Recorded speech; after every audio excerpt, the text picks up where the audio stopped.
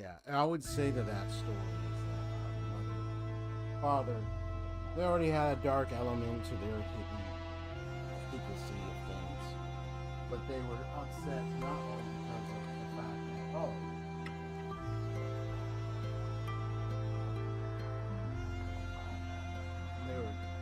that they were most especially he was upset because he got exposed. That's it. She cared about herself. She didn't care about her. And this daughter's a little kid. It's like your daughter's a little kid, okay, and you gonna be dumbass, see, responding, thinking.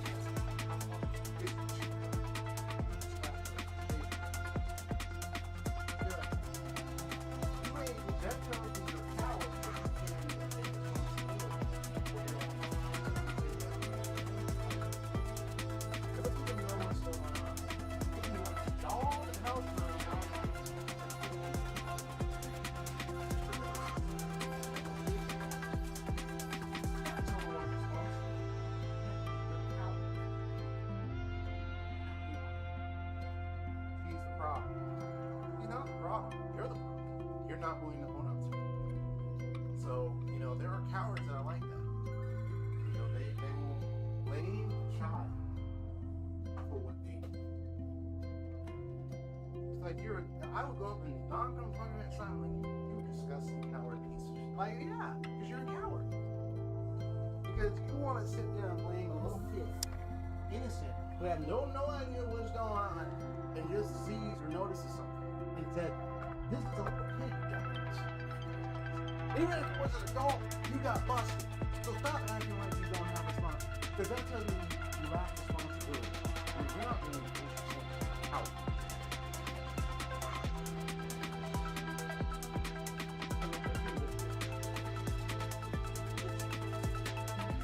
No, some of you, the boss trying to get the age to be fired.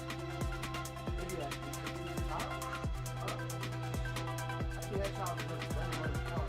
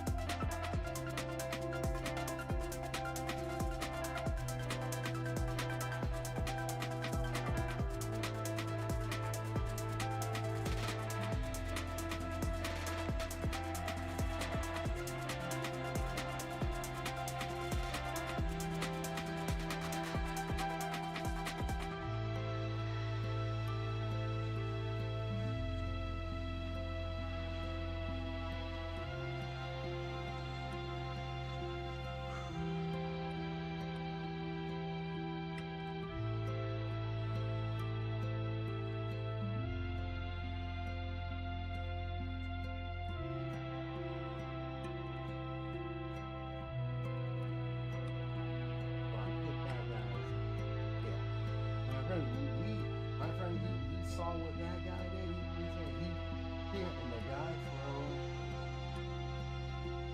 froze. It's like you will want.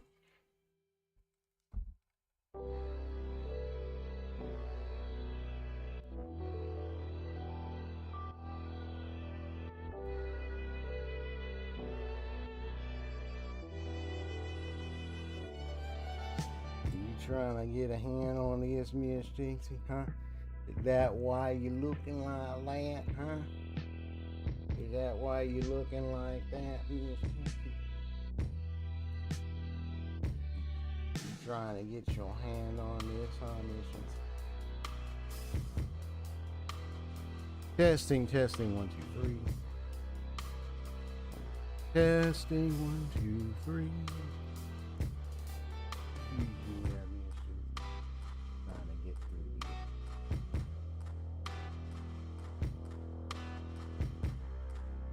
Testing.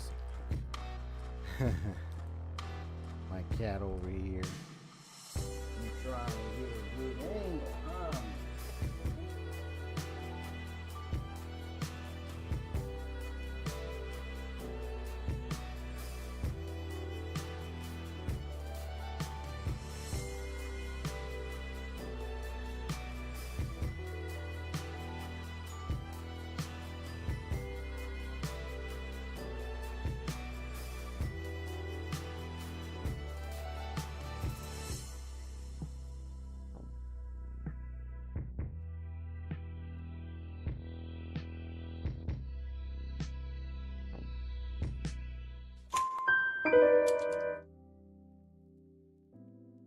Testing 1, 2, 3.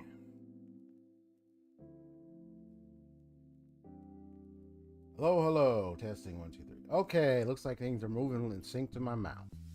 Oh, hold on. It's muted. Okay, good. I'm making sure I wasn't muted.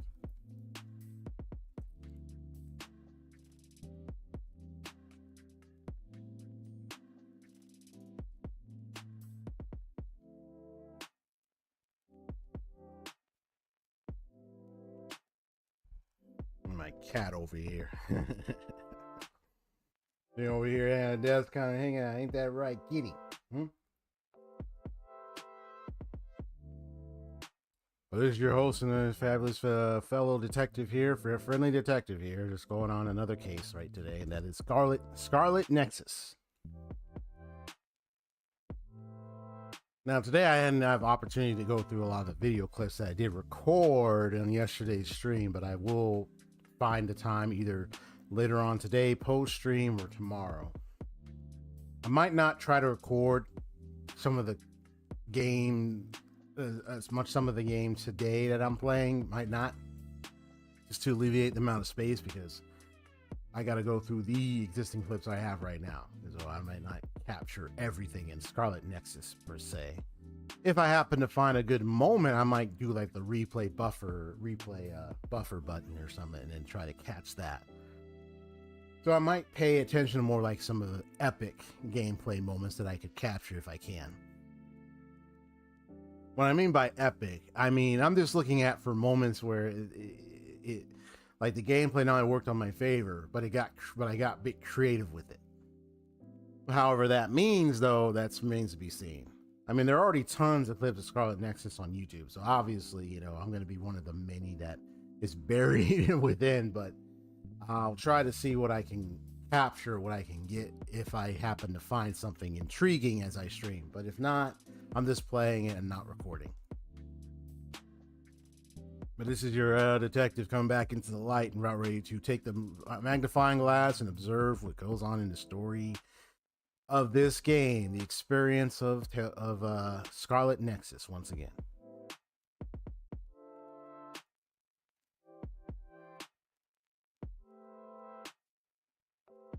Scarlet Nexus is really it's a game about, like, I already know about the phrase brain punk, I already know about that.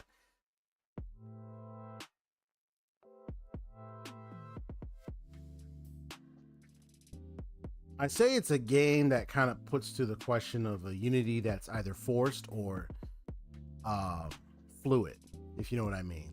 Because you have the SAS group, you have this whole brain punk concept, and this whole world, or this world is tied to like a single system in which the brains and stuff are connected, or something of the sort, like a joint cognitive connection.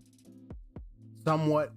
I mean, it'll be a good idea for me to like review most of the lore so I can at least get back to understanding it further. But it's usually there's like a connectivity between the SAS members and this whole brain system and the government and so forth.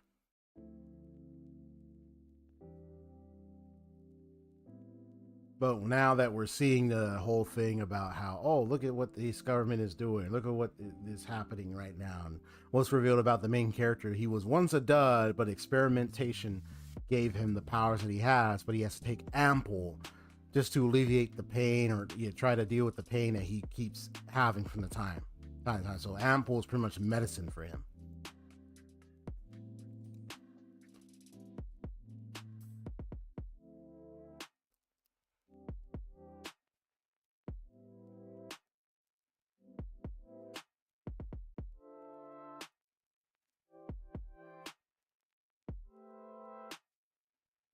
That's what he needs to survive, so he doesn't suffer brain damage so much so that he could end up brain dead or mind completely destroyed or any of the sort. Like memories could be gone, like he could get catatonic or don't know about a coma or anything, but like serious situations could happen. If he doesn't take ample, he doesn't do that. But that's just crazy, though.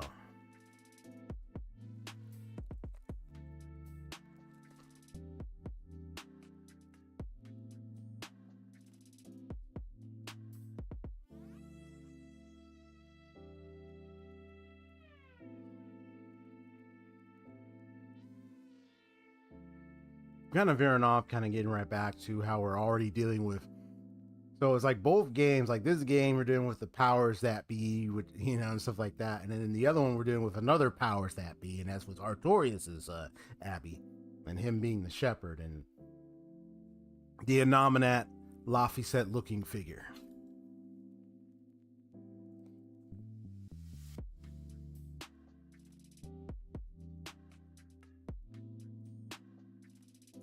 I'm gonna go ahead and jump right into the game. Hey, kitty, what you doing there?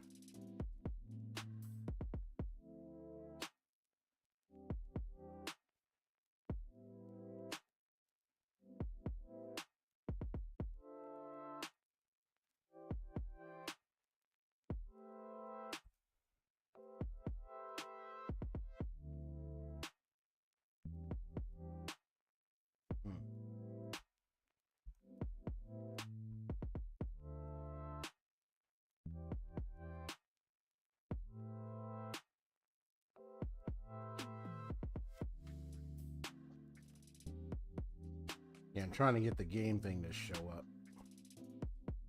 This is giving me a black screen. So I think it's starting to act up a little bit.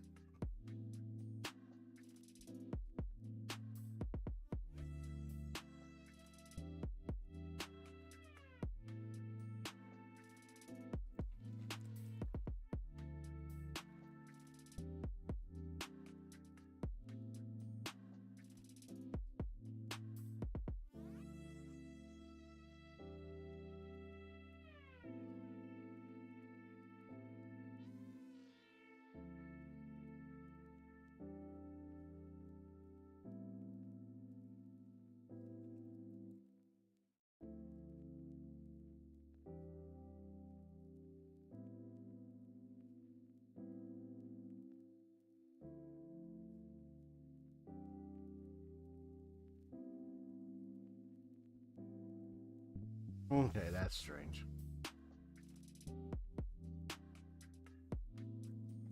Just a minute.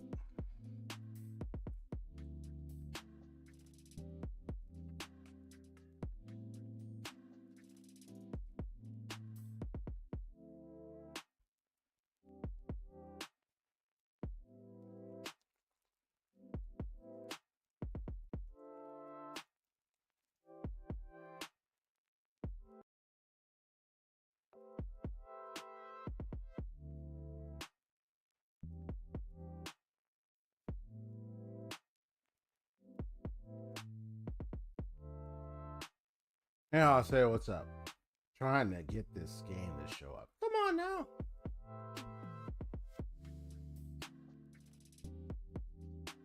Looks like I'm having some technical difficulties right now.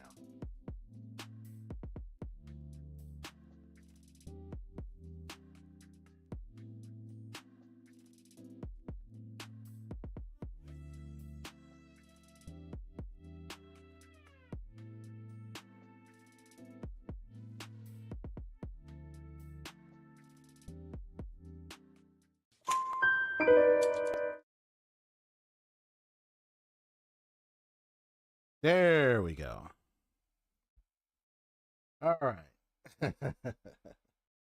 Finally. Okay. We got it. We got it now. Testing 1, 2, 3. Okay. Yay, we got it.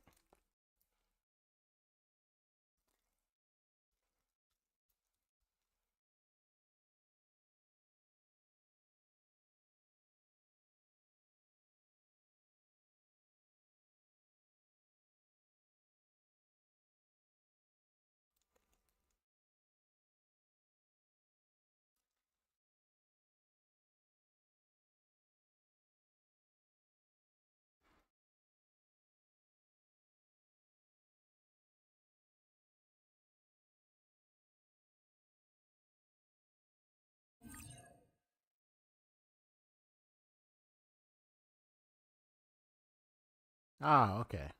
Cool, cool. Well,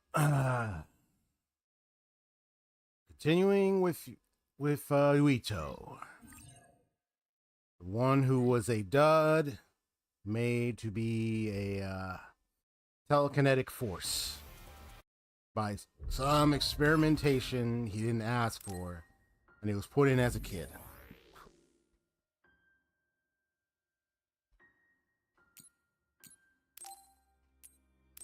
Something he didn't even know about. The last time we played, we just escaped the labs where he was, where they got captured for a moment. And I remember they ran up and knocked that one guy out who held him. I thought that was funny. I remember that incident.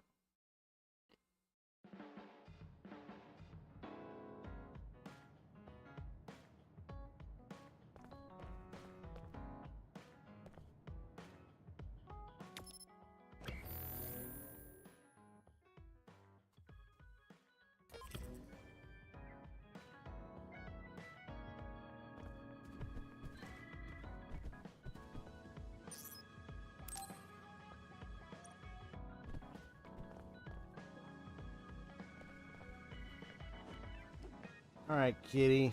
I kind of don't want you to jump on. I don't want you to step on my laptop, okay, kitty? Because she's like jumping around and she jumping around on the desk and everything. So I'm keeping an eye on her. It's like, oh, please don't knock over my stuff. Oh my goodness. I just don't want her to knock over my stuff, please.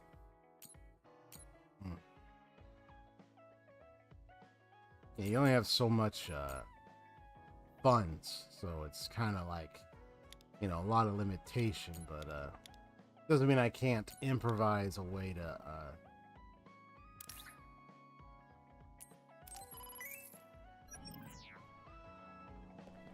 to get more. But I'm just kind of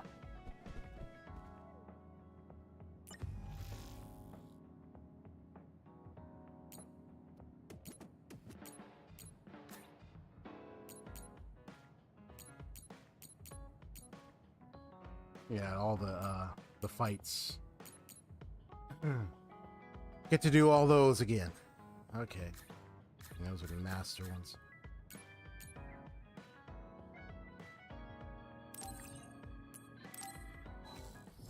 gonna practice. Brush up on the basics since we transitioned out of Tales of Berseria yesterday.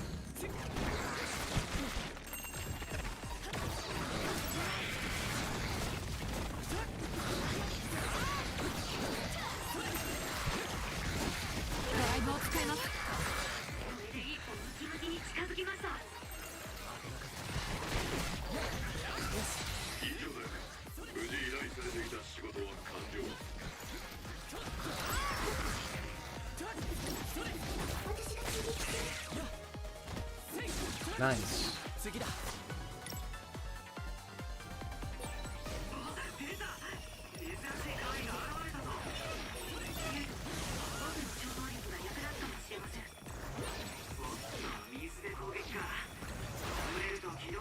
Ah.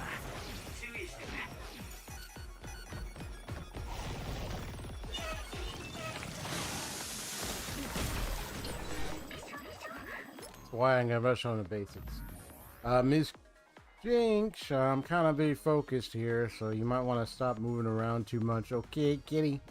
I know you ain't hang out right by the desk, huh? You just want to hang out right by the desk, kitty? You're a good kitty, huh? You're a good kitty, huh? Alright. Yeah, so I was trying to get myself back on the gameplay because it's been a while. So I might be coming off a little oogly on the upsay of attacks. So that's why it looks like I'm kind of messing up a little bit here and there. So I'm not moving as fast today because I'm just getting myself back on the basics. See something under there? Ah, see? Oh, that's all that's under there.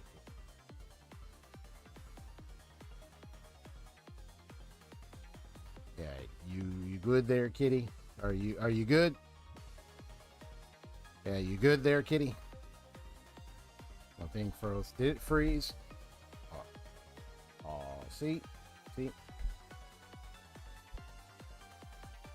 on now, kitty.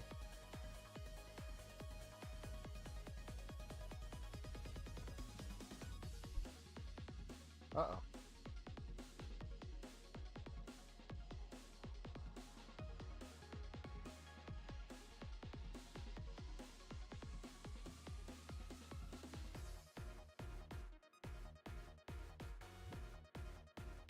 Nice. Yeah, I gotta. My VTuber thing, my PNG tuber thing, not VTuber thing. My PNG tuber thing froze on me.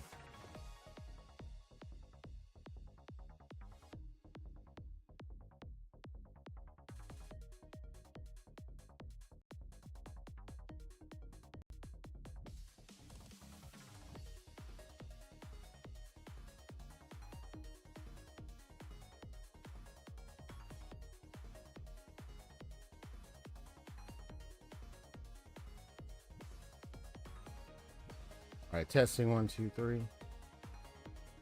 Testing. Yeah, the HSR. Yeah, there we go. Okay. Yeah, the HSR thing kind of. Yeah, I know that's supposed to be coming up soon.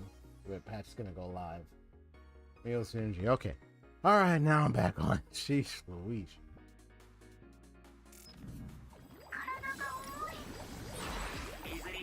I don't mind if I miss that little guy.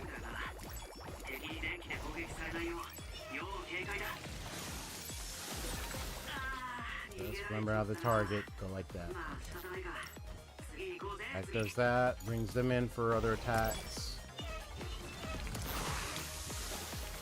All this kind of stuff.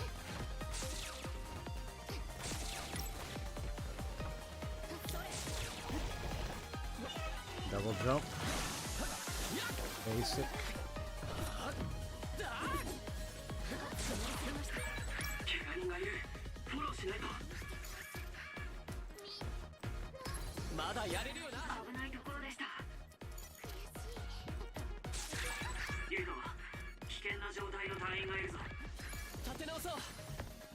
Accidentally used that, but it's okay.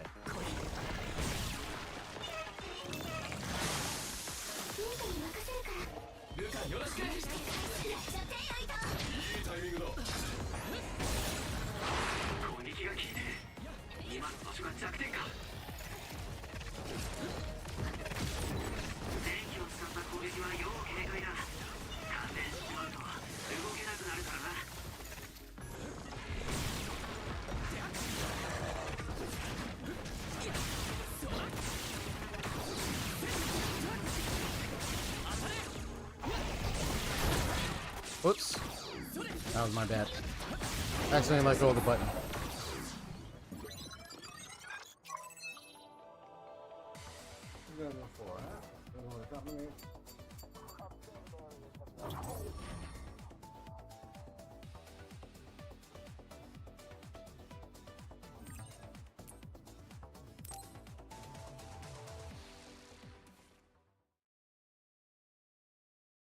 All right, there we go. Sheesh.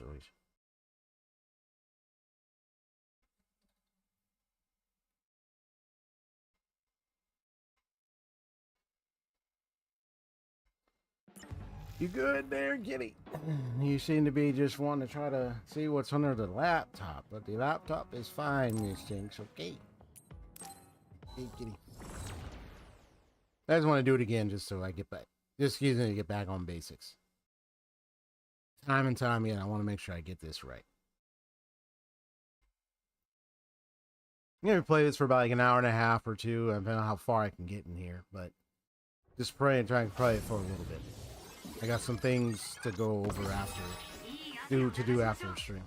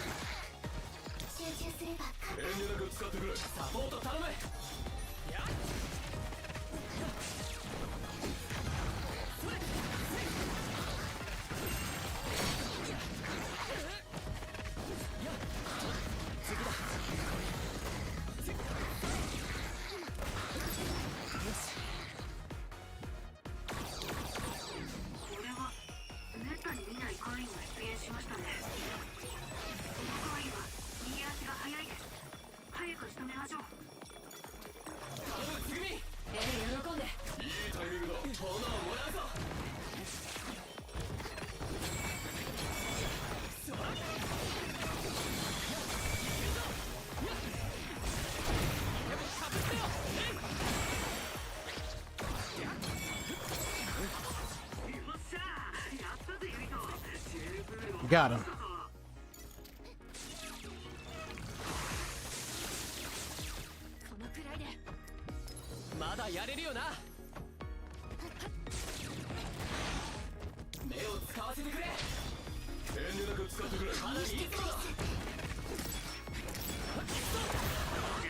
Gotcha.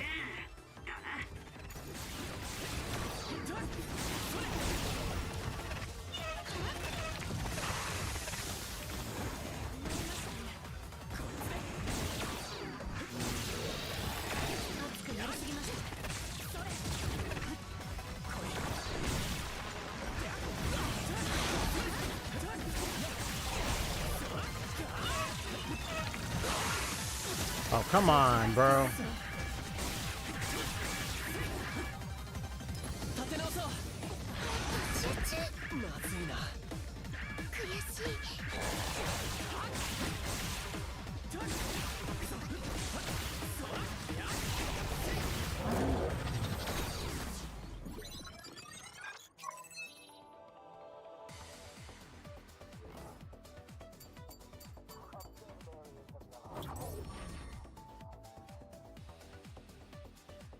But I can understand lessen the damage taken and have more damage dealt. Probably use less items and have a more better clear time, and then just brain crush is activated. I haven't been able to activate brain crushes, so I can see what needs to be done to get that better. Okay. But I mainly wanted to do that just to get myself back on the basics. Basics of targeting, attacking, and so forth.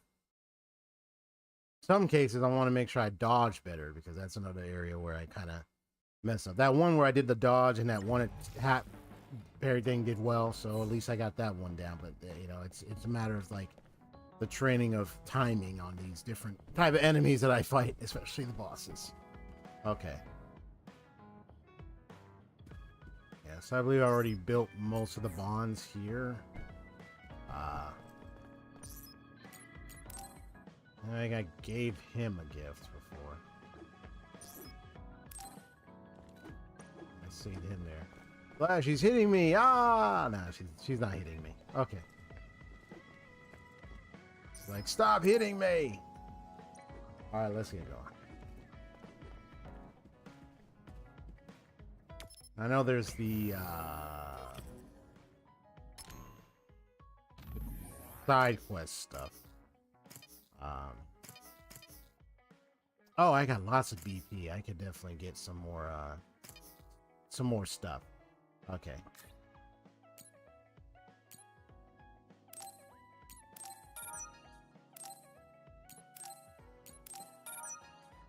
Any observation journal. Nice. So completion progress. Buddy Rummy. Okay. During brain dry, defeat 5. Oh, 5 Buddy Rummy during brain drive. Ah, okay. I've done a lot of so far. I think Luca only have, so some of them already have like episodes 1 and 2, and then others I have like 3. So Hanabi I did 3 episodes already, and then Sugumi 3, Gemma 3, Luca is 2, Kazuna is 2.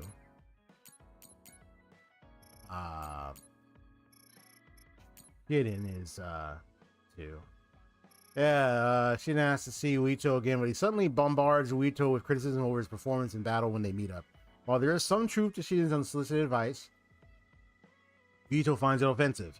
Uito lashes back without thinking. Shin tells him that he never liked the pampered Sumeragi kid from the start. Not only does he accuse Uito of only being able to join Seto platoon through his connections, Shin also insults Baki. Unable to take any more, Uito stomps off in anger. Right.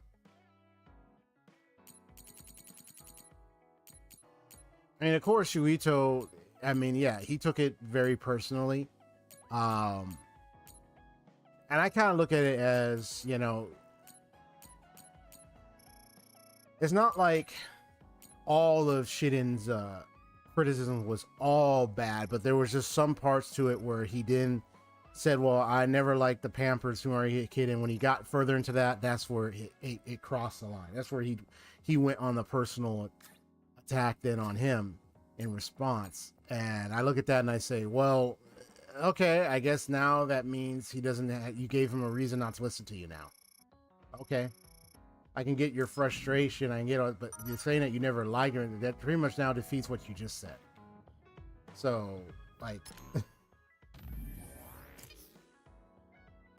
you know, so I mean, I know what you were trying to do there. I get you, but it unfortunately,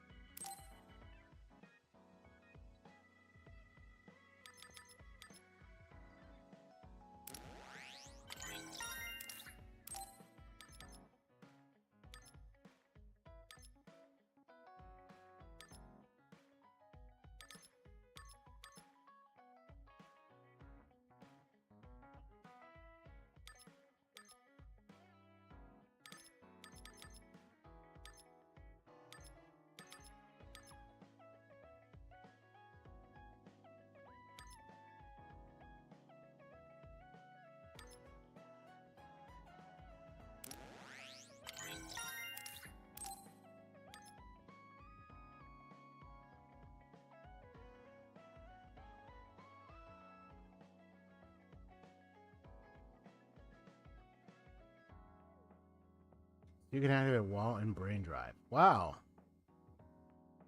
When the bond will be activated when the bond level increases. Okay. So I got 3 left. Is there any with there's also this stuff here. Increases damage dealt to enemies that are knocked down. Right.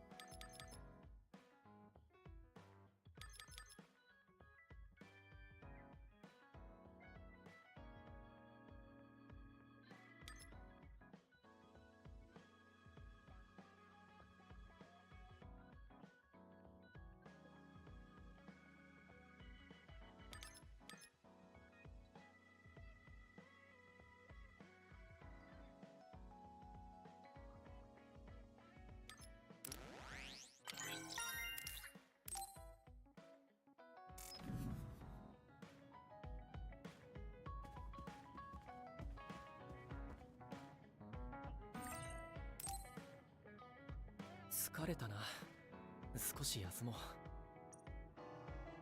But even with the revelation we now have of the main character as being a former person who didn't have those powers and was due to experimentation. And then you had the two brothers, the boy with the hammer and the older one who's done part of the rebel group, as possibly being experimented characters as well.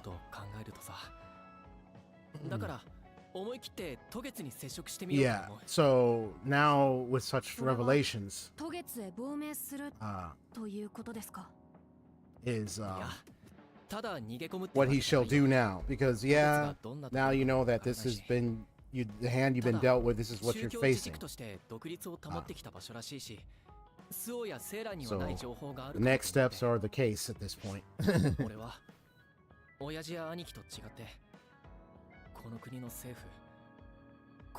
That's the thing. You grow up with that ignorance, and yeah, so now it's on the train of finding out, discovery.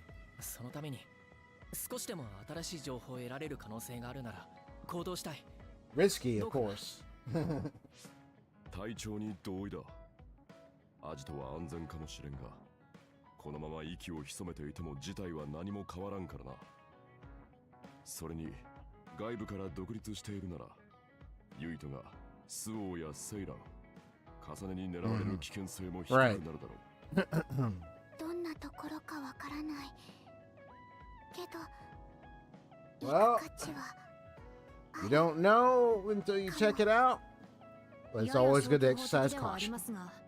スオーやセイランからこれ以上情報が引き出せないのは確かですしね。それに僕もこの国の謎に挑む者の一人として渡月には興味があります。兄さんの真意にも。ねえ、実は渡月について思い出したことがあるんだ。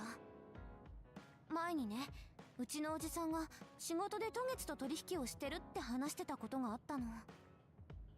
おじさんの海抜軍病院とってことか。うん、独立都市って言ってもビジネス上の取引なんかは普通にあるみたい。取引って何を？確か食料とか医療品だって言ってた。今も続いてるのかわからないけど、おそらく取引内容はそれだけではないでしょうね。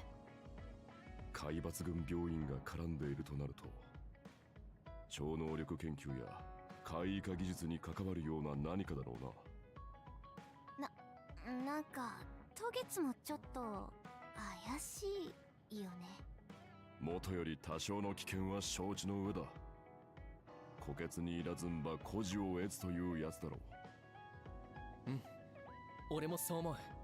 花火、大事なことを思い出してくれてありがとう。おかげで慎重に行動できるよ。花火、一緒に渡月に行く？もちろんだよ。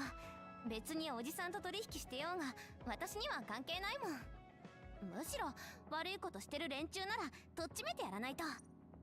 いきなり喧嘩腰というのはどうだろうな。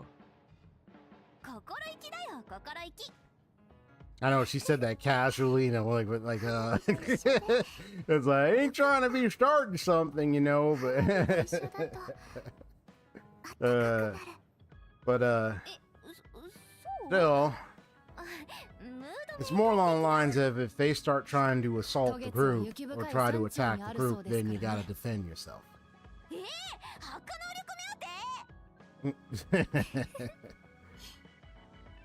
さて、我が隊の目標は決まったようだな、隊長。あ、そうだな。じゃあ、渡月に向けて出発だ。Togetsu. Togetsu. Okay, let's go over there. Being bees of unknown history. The team are labeled traitor, they have nowhere to go, despite the studio to decides they have to do with the state, do in search of new information. And knowing the label of traitor is always, it's definitely being used to single and make them seem like, oh yeah, these are enemies to the state, these are enemies to us, and they should be watched out, looked out for, and everything, and handled either arrested or taken out on site or any of the sort. So you kind of see where that kind of line of thinking and reasoning of positioning is going.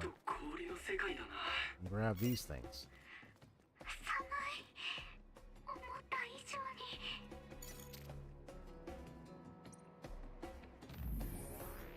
Okay, we're okay. Go ahead. Usually. Pinch me, I'm yawning. That's what I know that's what Morgana said. That's all right. I think I still have the other line. Get out there and explore. All right.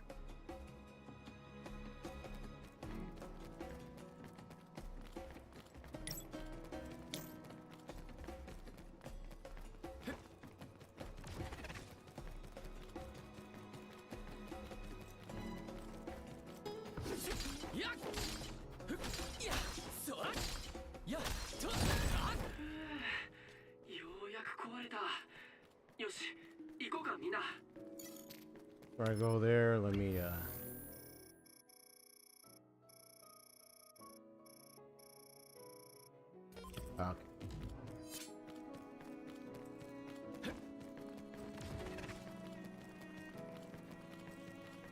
Interesting ice formations.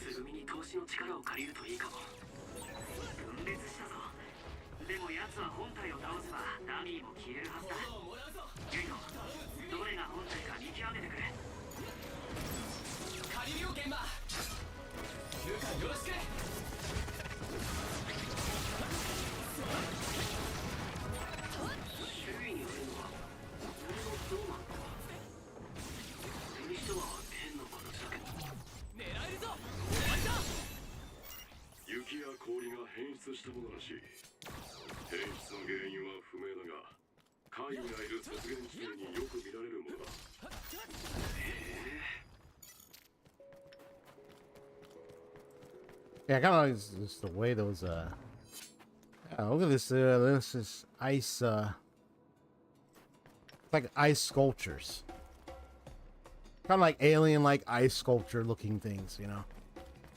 But it's kind of weird because it's like you got them all standing up there and you're like, is that like, you look at the far, you might mistake them for like little aliens, you know, looking down at you like, what, is there some aliens up in there? What's happening?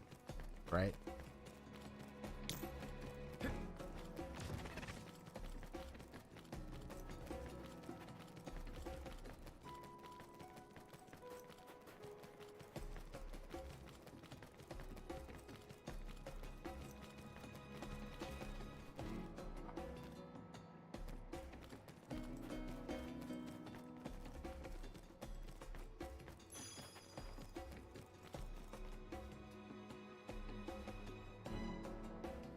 And the patch is live.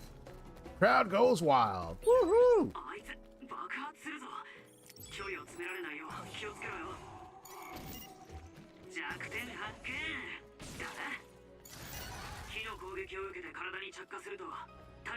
Yeah, I said explode. I was like, let me shoot that thing at it.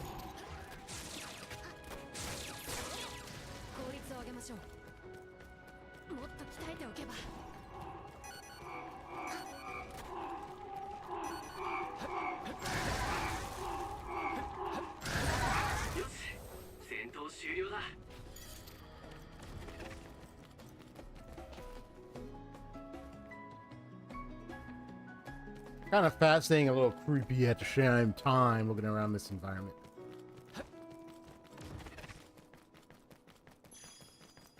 Oh there, lady. I guess you have a rainy day we're having, huh?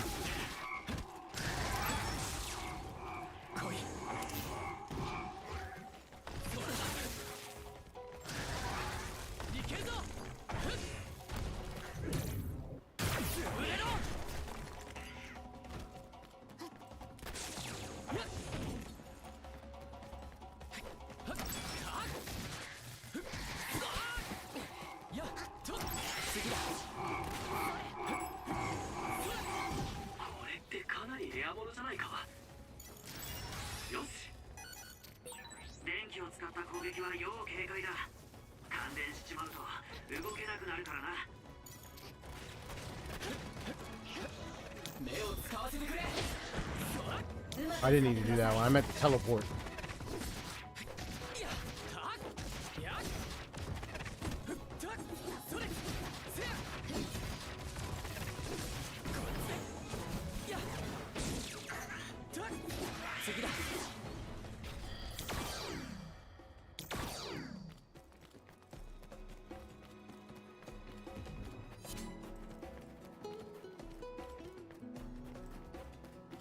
Make sure there's nothing else here.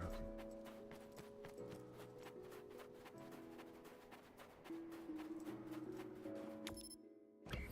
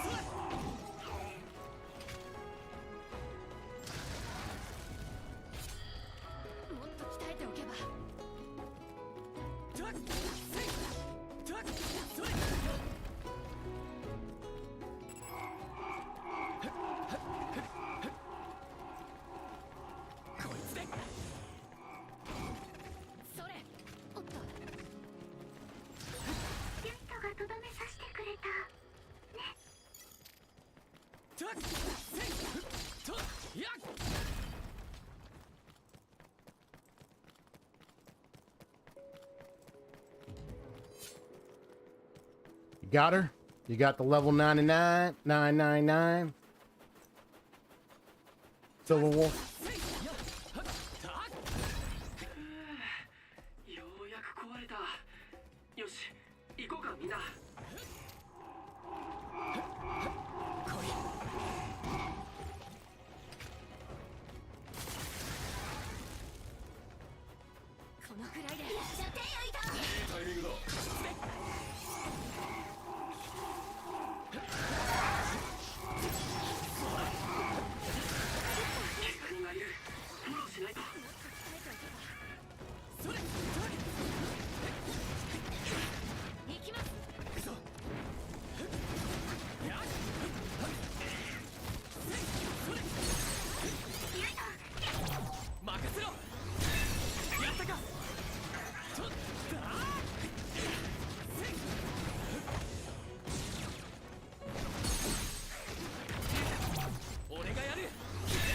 あ、that's a good that's a good combination.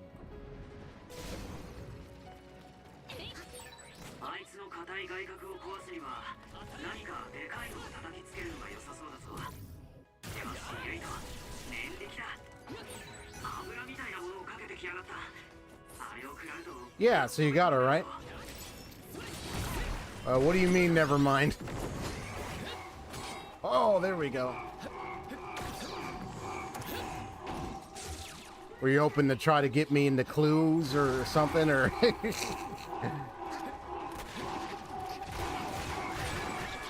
Go ahead, follow me. Thank you. Oh. Oof. Alright, I know you out. That's alright, you're okay. Oh, you got 2 new 5 stars. So you got level 999. Wait, you got 2 at the same time? Alright, well, you could tell me the other one. I'm not gonna try to guess. So you got what's your name? You got Silver Wolf, and who's the other one?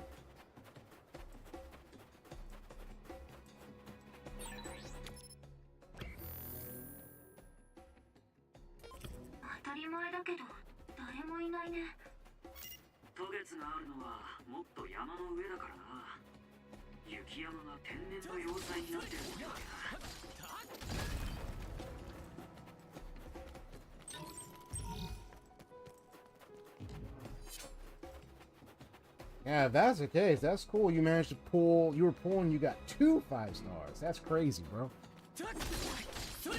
If that's what you're telling me, what happened? Unless otherwise.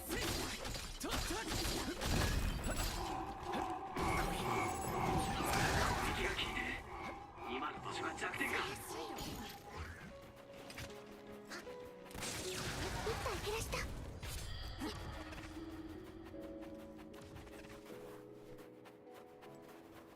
やっとそらせっと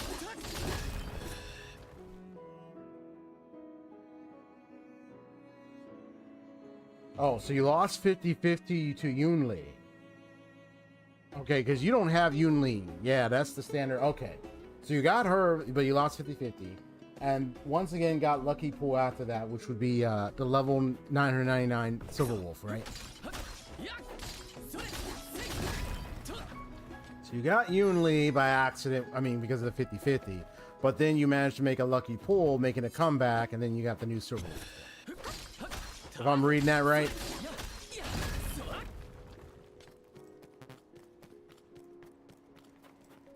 I know I still gotta because since I'm guaranteed, if I go through a lot of grinding this week and then get like the Stellar Jades and then pull further, and if I can get to the end, I should be able to get the new Silver Wolf myself, because I got guaranteed since that horrible 50-50 I got. That really pissed me off. I was so upset. I was like, I wanted to try to get Sparksy, and then oh no, sorry, 50-50. Oh well. At least this new Silver Wolf will be from what you gathered, to be more like a better replacement or like a better alternative than Sparksy. Luca, 俺の後ろに入れ。風を。ありがとうございます。ねえ、渡月って渡月教の総本山があるんだよね。渡月教ってどういう宗教なのか知ってる？ We had a hard time. We had a little hard time with the cold there. みたいな噂も聞いたことあるんだけど。こんな人里離れた場所に本部を置くくらいだ。自然と調和したり、精神修行するような宗教じゃないのか。Aesthetics, huh? 渡月教の情報はと。A moon worshipping religion.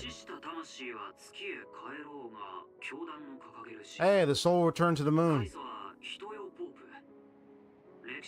And his last name is Pope. Ironic. But you know, he said the soul to the moon thing and everything. You know, that reminds me of Nod Cry. The faith that was pressed upon Columbina, although they were looking to her as like spiritual guide, like seeing her as like she must be some god from the moon or such, and can guide us, can give us spiritual guidance or something. But she didn't want that, obviously, and he eventually wanted to return back to the moon. The true moon, so to speak. 歓迎はされないだろうけど、話は聞いてくれるといいな。よし、みんな、渡月までもう一頑張りだ。All right.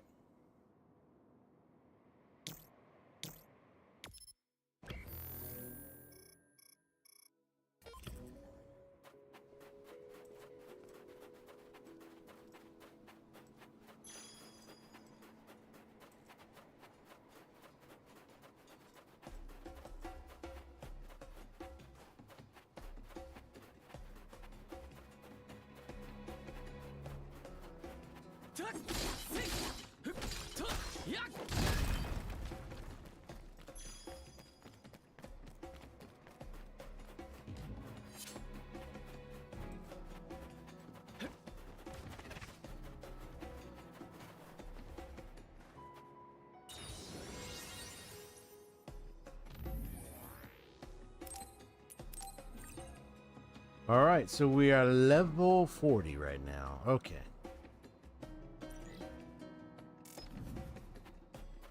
I said I was also learning the basis of character design. I'm kind of going back to like the base. Like I was watching some videos on it, gather information to try to.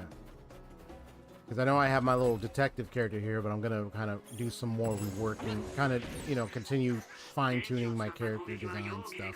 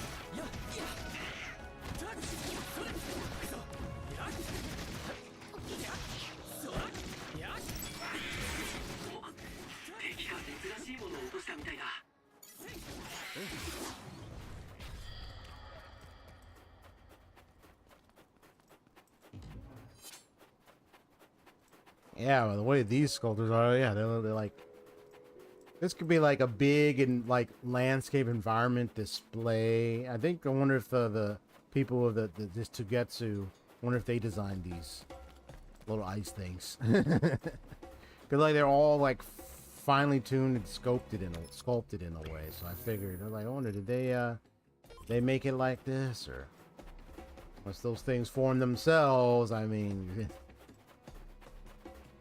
there's a lot of them though.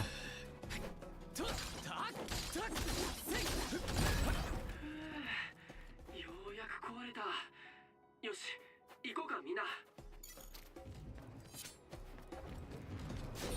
私の透視能力使えるよ、レイト。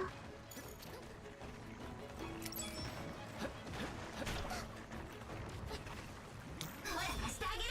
俺が盾になる。そうだ。ここでドライブですか。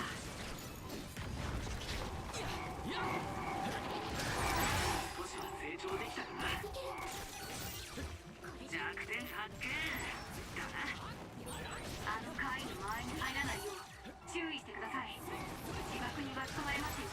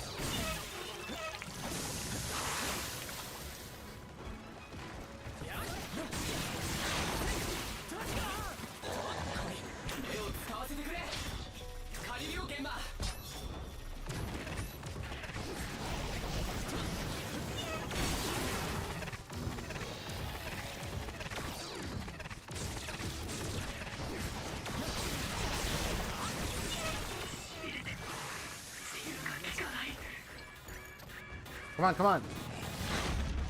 Ah, dang it. Yeah, I was down so much. Ah.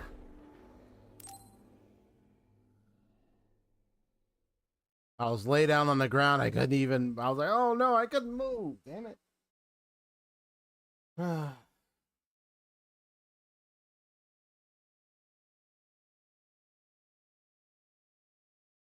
Yeah, I'm glad you guys managed to get her. Now it's just my turn. I mean, I got the guarantee, so I just got to go ahead and do all my pulls. I get more of my Cellar Jades enough to get more up to those point of pulling. All right.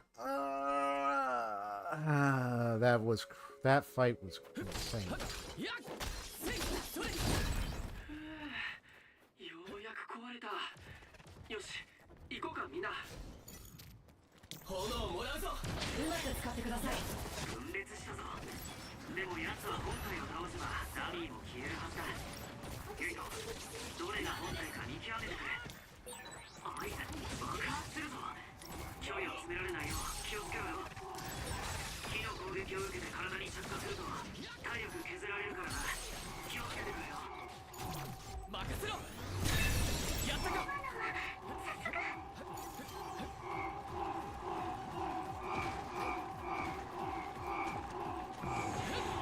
ライブを使います。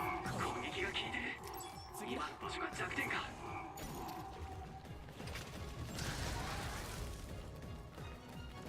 それやっちゃってよいと。倒れたぞ。一気に攻めるんだ。次だ。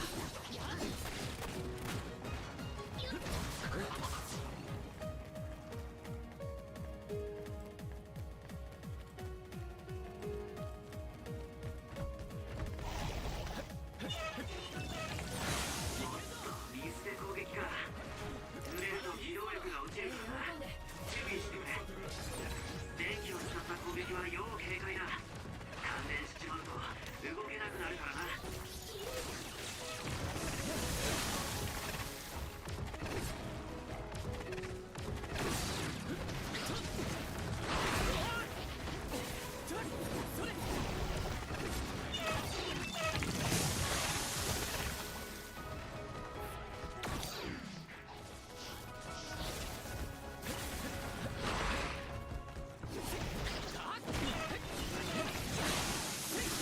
次だ。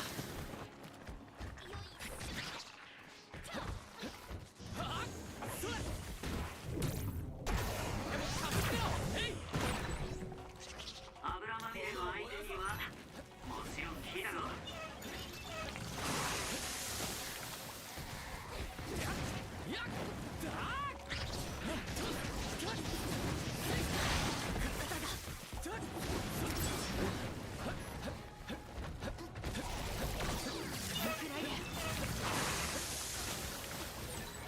服の中まで濡れるのって最悪ですよね。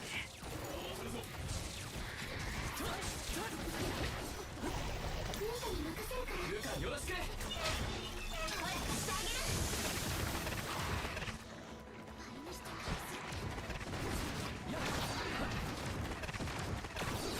それ。次だ。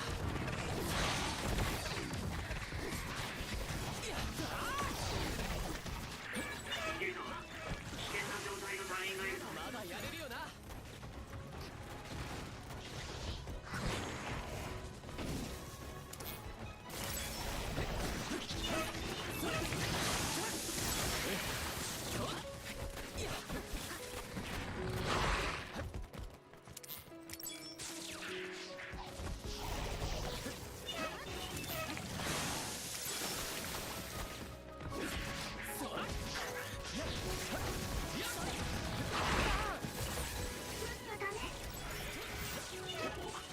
敵が珍しいものを落としたみたいだ。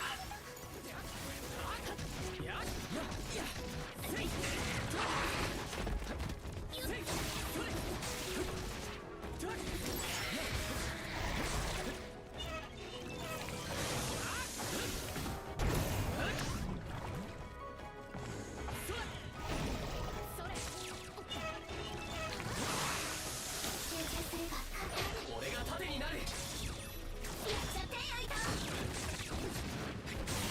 弱点発見だな。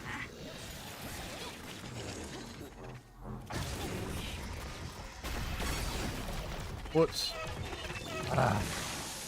Could have had him right there. Oh, the big one's right here too, so.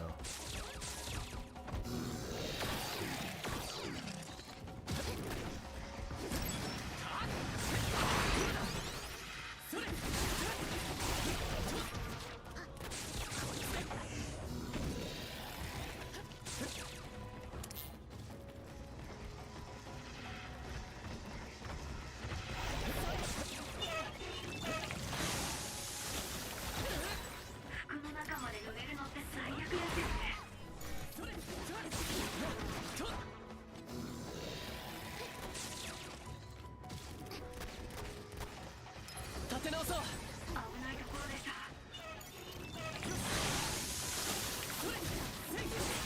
攻撃が効いてる。今の場所が弱点か。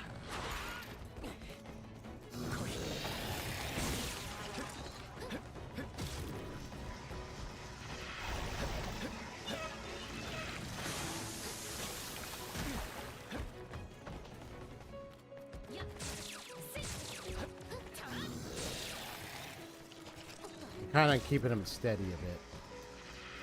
He does that one attack. I don't want that. Yeah, and I dodge. Yeah, nice reading. Sometimes I really wonder.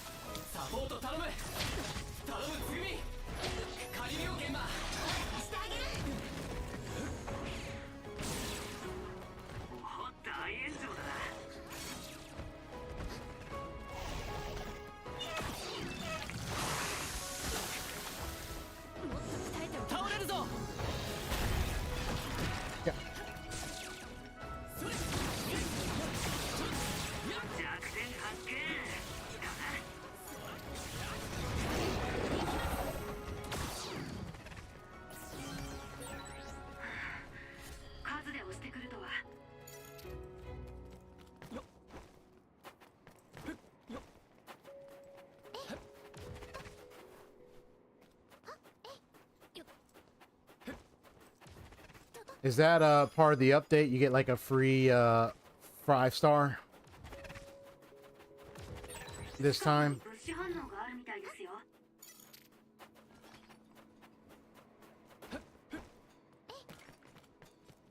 If so, is it just like how the other one where you get to choose another free 5-star from out of a list of people or characters or something? Is it like that? Or is it only one character? Like what's the dealio?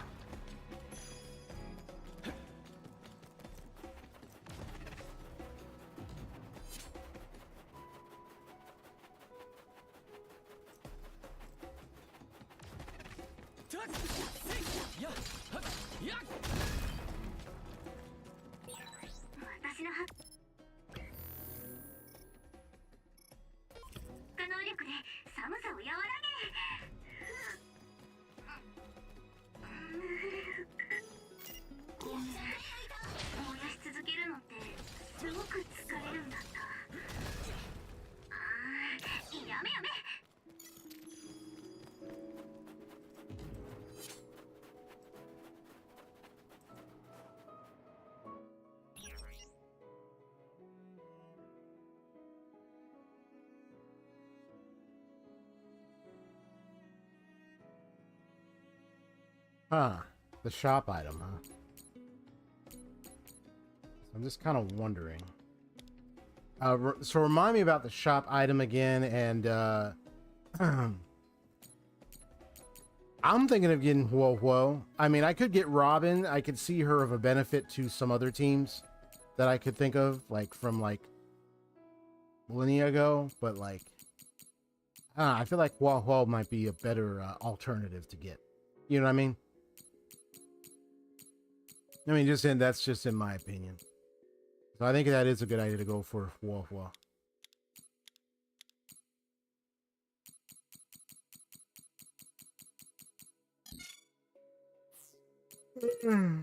Yeah.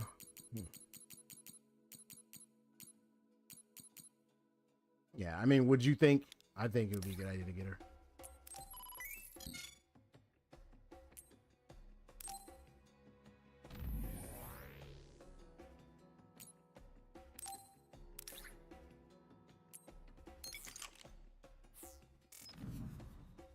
Yeah.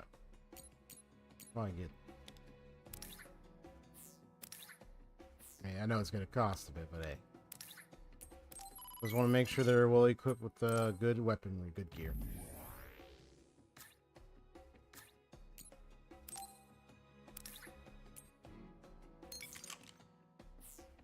Golden weapons.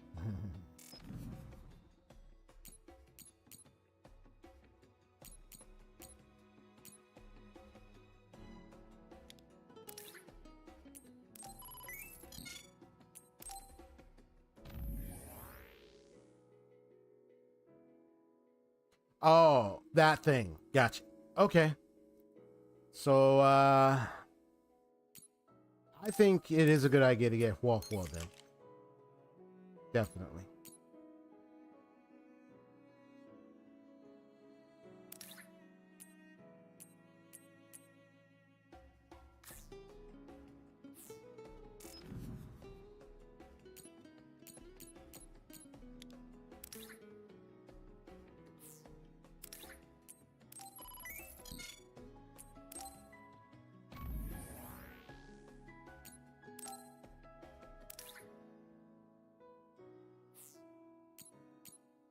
Whoops.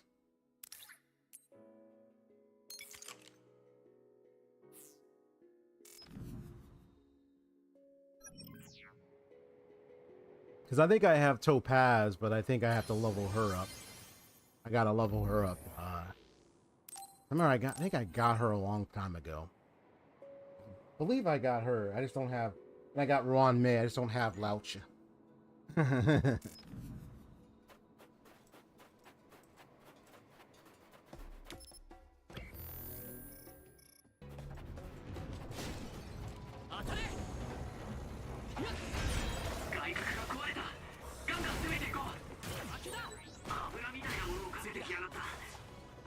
Nice.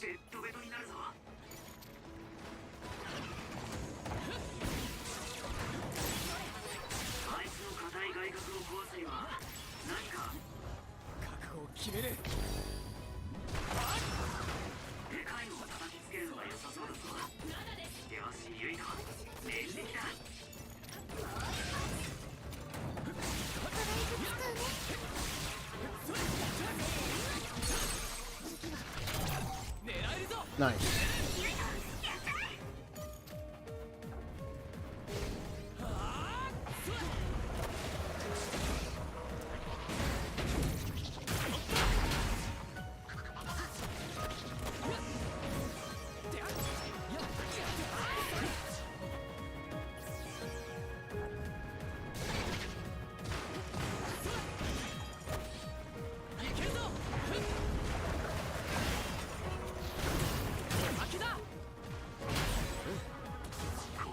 Yeah.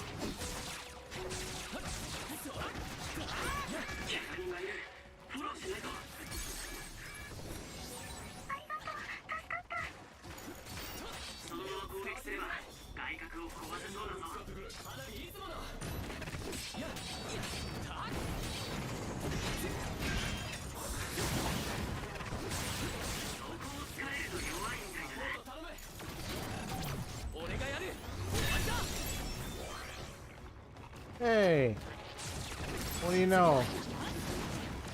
My L2,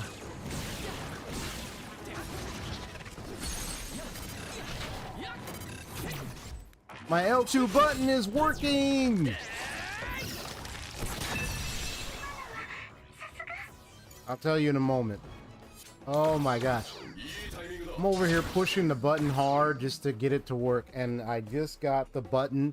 Because remember how I told you the L2 button on my controller was sticking out in a bad angle? Well, I've been pushing on that, trying to get it to work, and I had to push it real hard. Well, for a while now that I pushed real hard, it got right back into the controller, and now it's back in place. So now I can tap the L2 button without it being stuck. Now ain't that something? Finally, it got it back up to working. Sheesh Louise. Yeah, I did that. So what?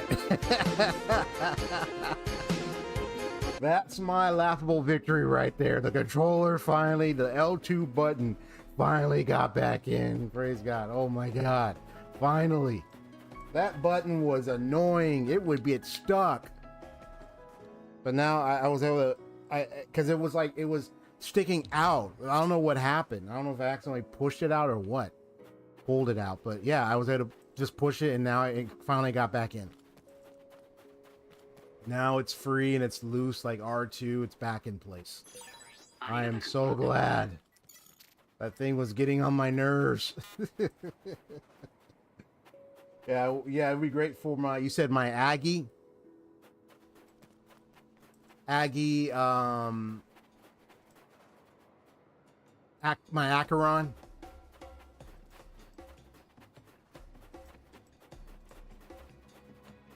Or are you referring to,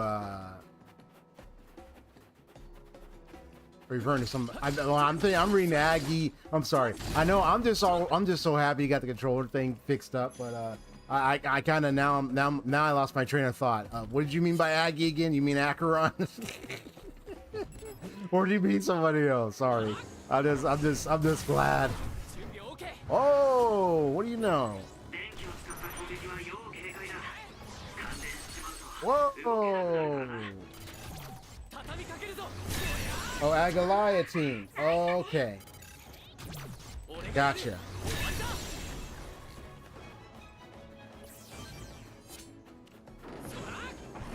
Let's do this again.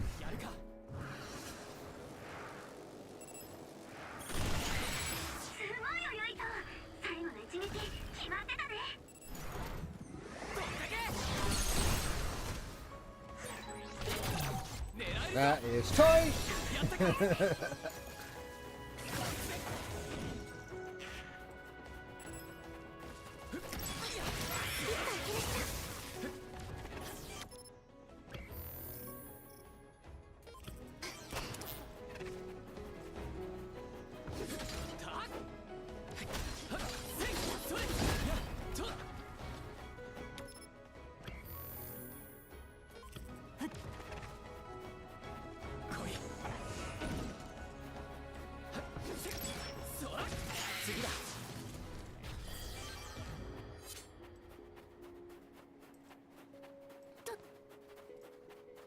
Yeah, I'm just happy the controller is working. That when I got it pushing, I was like, yay! Now I don't have to deal with that heavy button pushing crap. Of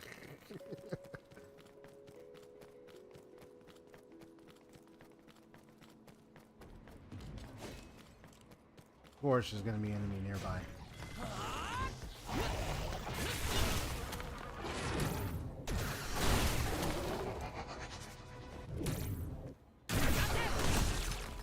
Oh, that's tight.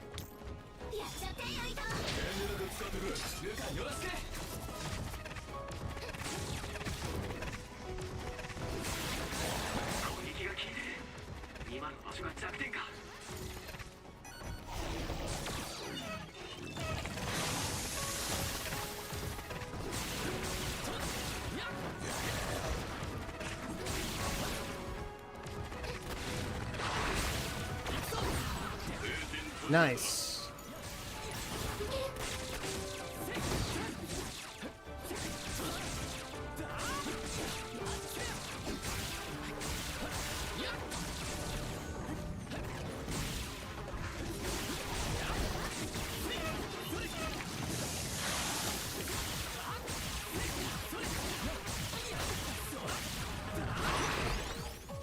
Nice. Let's go.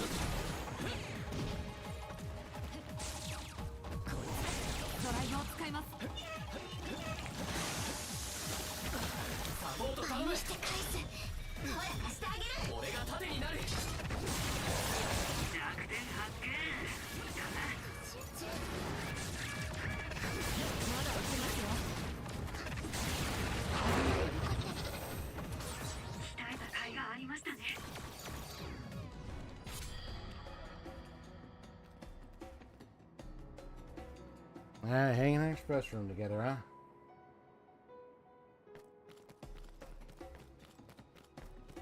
Wait, you said express room?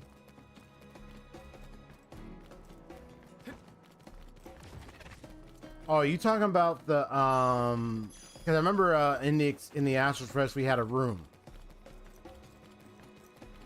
Wait, are we able to chat and do other stuff in there?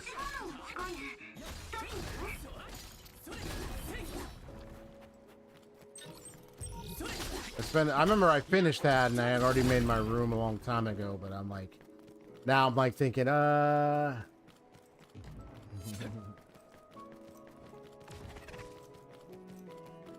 Or are you talking about like interactions between the characters?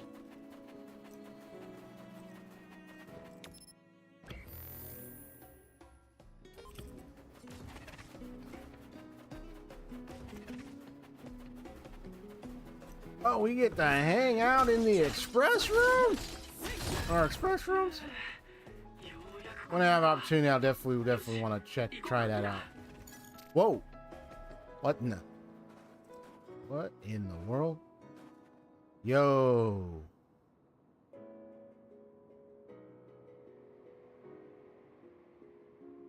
Man, when it comes to like level design, I mean, the extent of making something like this can be insane. That can look, in some way, that can look fascinating, looks very extraordinary, or maybe in some cases, I don't know if I would say the word terrifying. I don't think it is terrifying to me. I think it just makes it exciting.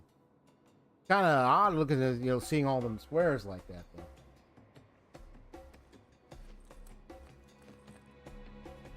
So co-op now.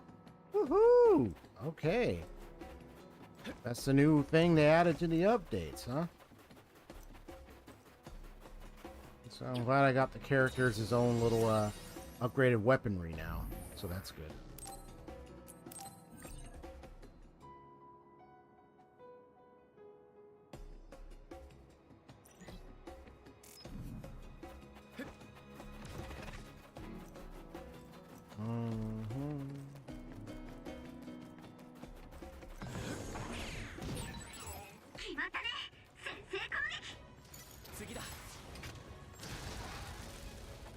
That's all you need to do.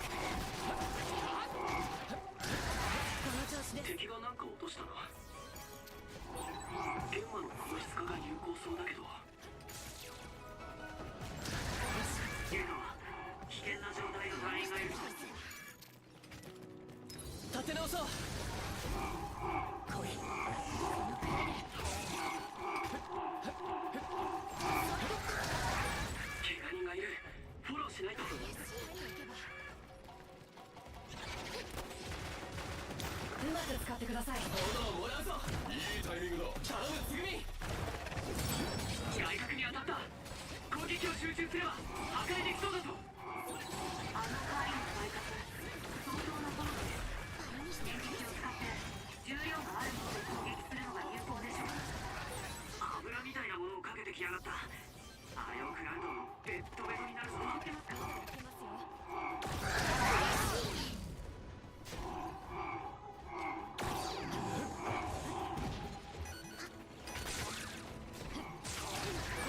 怪我人がいる。フォローしないと。よし。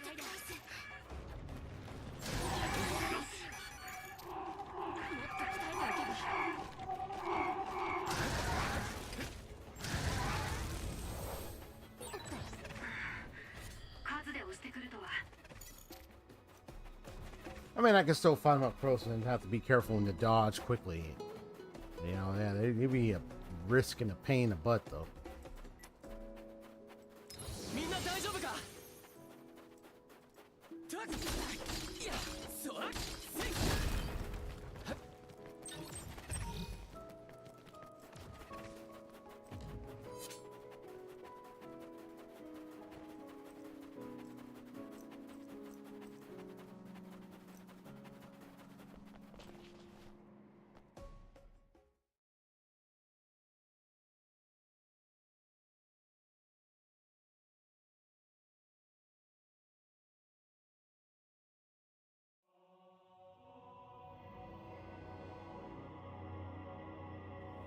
Well, speaking of the highest of future tech and all manners of what kind of crazy and intriguing religious order is this? Whoa. I know, like, hello? なんだか想像してた感じと違うぞ。花火一条様、いつもおじさまにはお世話になっております。はい、お世話になってます。そのおじとはどのようなお仕事を？主に食料や医療品をご提供いただいて、こちらからは物資をお渡ししております。物資？急に訪ねてきたのに、こんな風に迎え入れてくれてありがとうございます。俺たちは。私たちの知識にご興味がおありでしょう。え？あなた方は特別なお客様。 Oh nah, man. I feel like, just by the way, this is what would be like if AI and high-end tech was turned into a religion. 渡りに船とも言えるが、さすがに都合が良すぎるな。知識に興味がって。 Then again, I could be wrong because I know that they believe in the soul of the moon and the moon worshipping and stuff like that. But yeah, I'm just looking at them like, whoa. 見える範囲で怪しいものや人影はない。でも同時できないところもたくさんある。正直違和感はあるけど、もう少し踏み込んでみないと何もわからないな。さっきの人たちについていってみよう。つぐみ、何か気づいたことがあったらすぐに教えてくれ。渡るもよろしく頼む。任せて。了解。十分に気をつけてくれよ。Oh, we gotta be careful with this one. すごい量ですね。圧巻です。これは本物の書物でしょうか。もし許されるならじっくり読んでみたいですけど。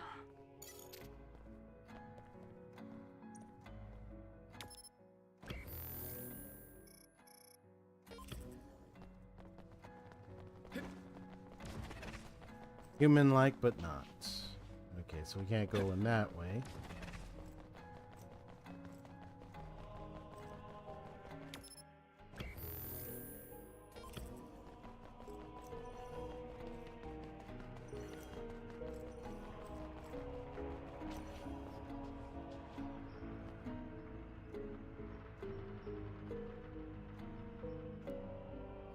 I don't know. What are your thoughts about this place?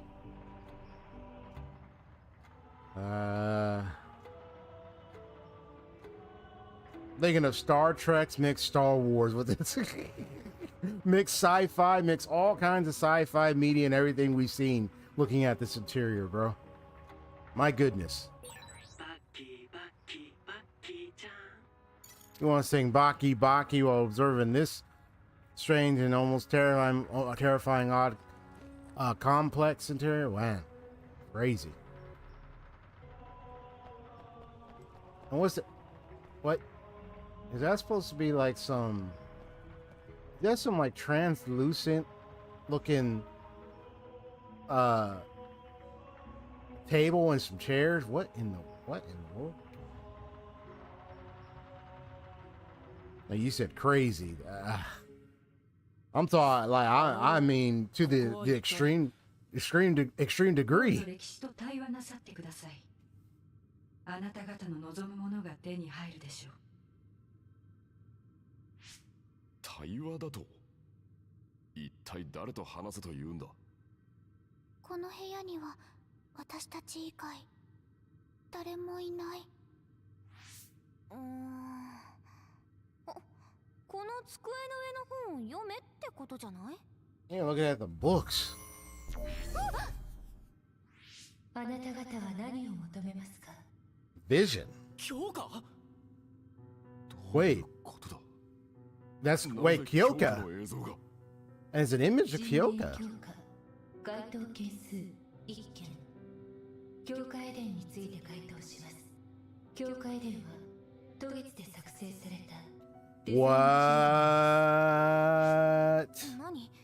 デザイン？っていうか、作られたってどういうこと？ We said design children created here? チルドレン。聞いたことがあります。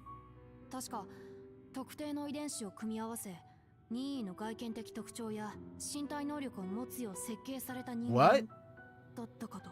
What? こっちも調べた。おおむねレカの言う通りだが、理論が提唱されてるだけで実用は不可能とあるぞ。ええ、ちょっと信じられないですね。一階の宗教団体が I mean, we're staring at it in the 技 face 術を持っているとは。 at this point. しかもそれが強化だなんて。強化が渡月関係者だとは聞いたことがない。しかし、現にこのビジョンは強化に見えるぞ。What an intriguing revelation. この姿は境界伝ではありません。 Okay. 超能力研究者にして脳科学分野のエキスパートである渡月境界層人よポープ博士の So it's Dr. Hitoyo Pope. だったら強化とそのポープ They have the same face? ってこと？はい。境界伝は What? にして作成されました。ポープ博士が強化を作ったのか？いいえ、ポープ博士はおよそ2000年前に逝去なされ、 Okay. 存命ではありません。 2,000 years ago. そんな昔からあったの？ Huh. ニューヒムカが建国 The new the new Himuka was founded. あ、そうか。じゃあその頃のニューヒムカの情報もここにはある。 Wow. あれ？月はあなた方を見守っています。 And just leaves, and even has an opportunity to get that info. 相手のペースに乗せられてしまった感がありますが、多分これは対話型のデータベース検索端末なのでしょう。そしてこの端末ではさっきのユイトの質問に対する回答権限を持っていないということですか Silent ね。 treatment, huh? じゃあ別のところに座ってみたらいいのか？情報の真偽はともかく、危険はないように感じたが。Mm. そうだな。よし、他の端末も試してみよう。Well, whatever going on, we need to get all the details. This is really crazy.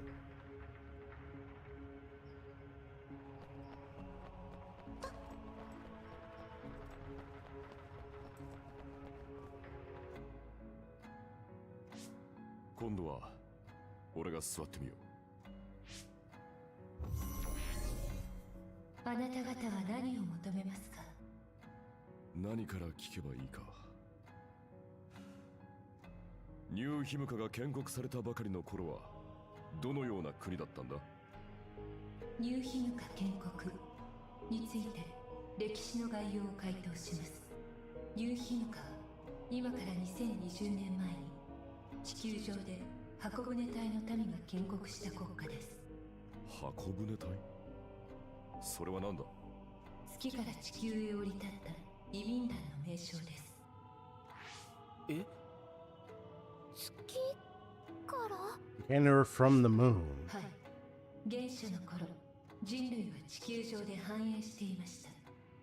しかし、現在より遡ることおよそ3000年、地球の軌道変化から環境の激変が生じ、人口が大きく減少した時期がありました。種の存続のため、全人類は月へと移住し、都市を建設。月面から地球環境の改善を進めました。何を言ってるの1000年に及ぶ改善計画の末、地球環境がある程度整ったため、月面政府は移民団を派遣しました。 And they were the Ark. Yeah, I そ get れ the が Ark. 箱舟隊です。わけがわからんぞ。人類が地球から月へ行って、それからまた地球に降りてきた。 So they're saying it was a period when the Earth became uninhabitable. ちょっと待ってくれ。 So they found a way to get to the 話ついていけ moon ない。 to preserve most of humanity at the time, つまり most of 一 mankind. 部 And の人 then 間が選抜され once て they prospered 月 on か the ら地 moon, 球へ降りてきた found a way という to ことですか。 make その通りです。ならば Earth inhabitable 現在 again の月に came 人 back. 類がいる。 Right. Is there still people on the moon? なんだって？あれ月はあなた方を見守っています。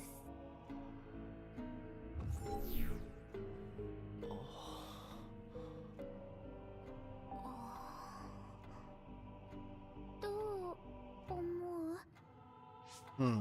俺はもう途中から理解することを諦めたぞ。あまりに口頭向け、渡月で語り継がれるおとぎ話 Right. と考えたいところですが、 It's like, I mean, 俺の情報網にも Sheesh, man. ないぜ。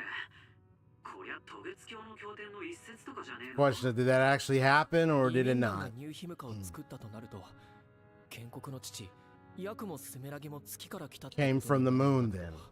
That would have been the case. ちょっと待って、ユイタの先祖が月から来たってこと？ Presuming if この this ビ is ジョンの言うこと true. が本当だとすれば、現在の地球人類の祖先は全て月からの移民ですよ。けど、仮に月の話が本当だとしたら、 Right. ニューヒムカはこの情報を隠してる That's ってこと really gonna be the kicker. The cake, 何か pretty much. 知られたくない理由がある？なんか他の端末が怖くなってきたんだけど。これに座るのはもうごめんだ。誰かの視線を感じる。誰もいないはずなのに。警戒を怠らない方が良さそうですね。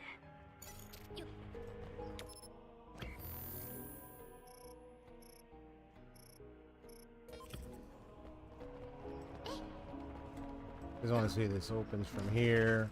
Nope. Okay.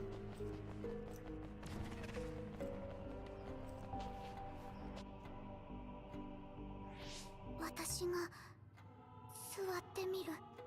Now each got to take their turn in the seats. あなた方は何を求めますか？さっきの続きから今も月には人類がいるの？その要求に正確に答えることは不 Can't 可能。 properly answer that. それはどうして？現在、月面政府との交信は Ah. 一切が遮断されてい All ます。 communication moves suspended. 遮断。そうか、断絶の帯ですね。 The extinction belts. はい。断絶の帯の影響により、現在地球上で Ah. 月の状況を知ることはできません。あれ？でも断絶の帯があったら、そもそも移民団の Yeah, 人 the たち thing も in 降り this, て I think it こ was られ that ないん thing じゃ in ない the sky or something like that. It was mentioned earlier. 襲われてし You まう。 get this, I think you see it too, I think. One of the levels outside. I remember that was the extinction belt they're referring to. 移民団が地球へ来てから断絶の So 帯 it が appeared 出 after 現したという colonists こと came ですか to Earth. はい、その通りです。断絶の帯は断絶の春によって発生したって俺たちは歴史で教えられたよな。断絶の春は建国の頃の出来事。移民団が地球へ降りてその後断絶の帯ができニューヒムクが建国されたなら整合は取れています。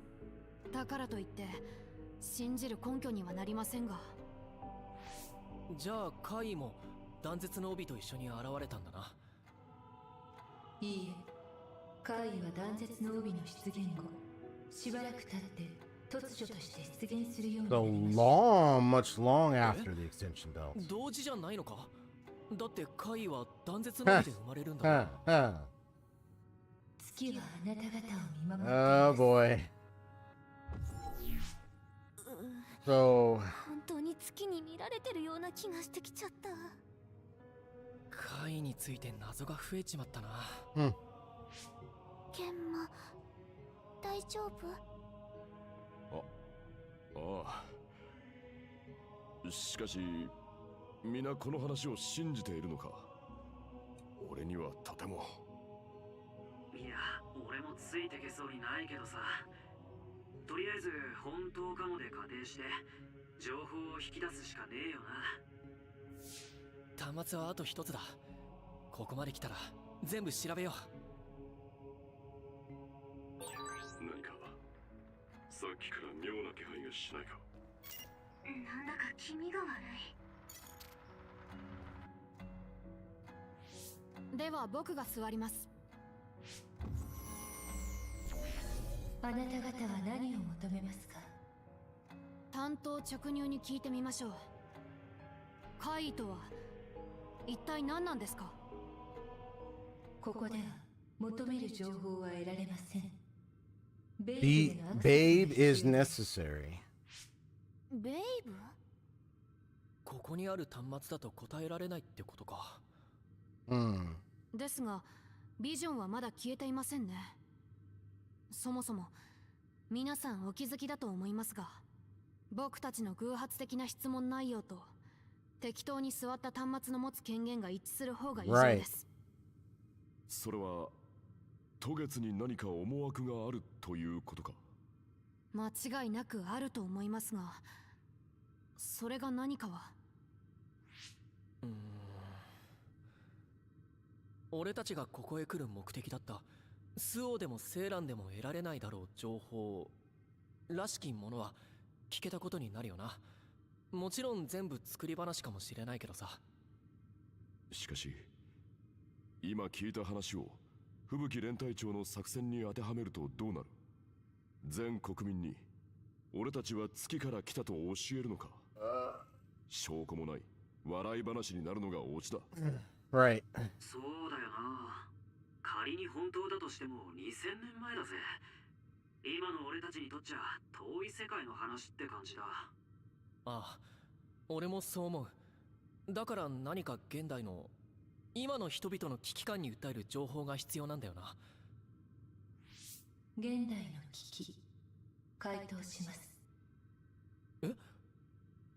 クナドゲート、クナド高速輸送道路上空に現れた疑似ブラックホール。Kunad Gate. それがクナドゲートです。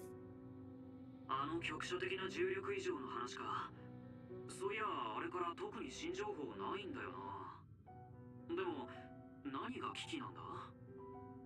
この重力異常現象は日々成長を続けており、近い将来に地球を飲み込むと予測されています。何？地球をクナドゲートが飲み込むだって？またユイとスメラギの超能力の影響によりクナドゲートの拡大が観測されています。地球の滅亡はもはや避けられない事態と言えます。 Wow. なんでユイトの名前が出てくるの？Hmm. 地球の滅亡？ So is saying Yuto's gonna cause this? バカバカしい。ですが恐れることはありません。渡月の教えを信じれば皆さんは必ず救われます。待ってくれ。俺の超能力が何だって言うんだ。クナドゲートと俺に何か関係があるのか。クナドゲートはさまつな問題。誤った宇宙をやり直し、正しい未来を実現することが重要なのです。死した魂は母なる月へ。月はあなた方を見守っています。おいユイと、こんな情報を気にしない方がいいよ。きっと私たちを脅すためとかで。クナドゲート、確かにあの穴は周囲のものを引き寄せているとは聞きましたが、あれが大きくなって地球を飲み込むっていうの？いえ、この話も鵜呑みにするのは危険ですね。ユイト、いきなり名前が出て驚きましたが、何かの罠かもしれない。惑わされないようにしましょう。ああ、心当たりはないけど、もしもこの話が本当だったとしたら、重ねが俺を狙う理由になるんじゃないのか。Could be the reason. ユイト、大丈夫？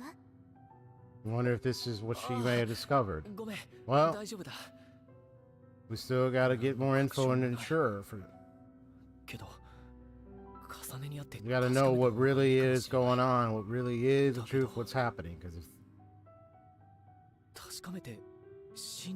if this is tied to a near world-ending scenario with this kid, oh boy, that's not gonna be a good thing.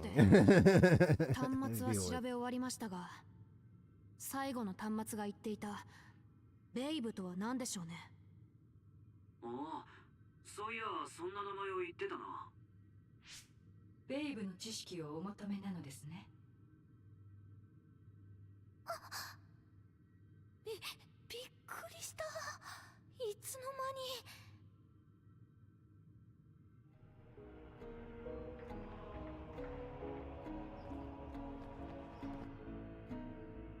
正面の扉からお進みください。ベイブはあなた様を待っています。ベイブって何ですか？渡月を管理する都市コンピュータです。スオでいう荒はばきのようなものです。そんなもんが渡月にあるのか？どうぞこちらへ。And they called it Babe. いいよな。どう考えても。Listen, Babe. 部外者に荒はばきられるシステ You ム kind へ of のアクセ leading ス me を on 許 it. すなんて普通では考えられませんからね。こんな小さい教団に荒はばきみたいなコンピューターが必要なのかなって感じもするけど。だけど、ここで切り上げて帰るってわけにはいかない。ベイブの端末ってやつを確認するだけはしてみよ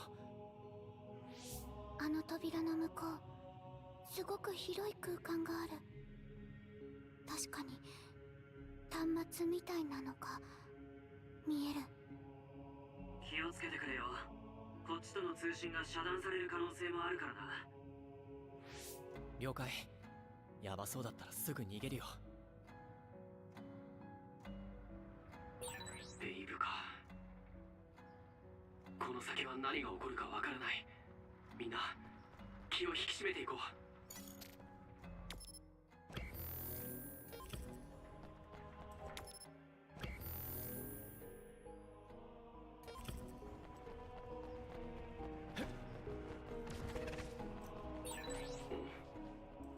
こっちの扉は閉まってるな。ズミ、投資できるか？ダメ、何も見えない。中から何か聞こえたような気がしたけど、気のせいなのか？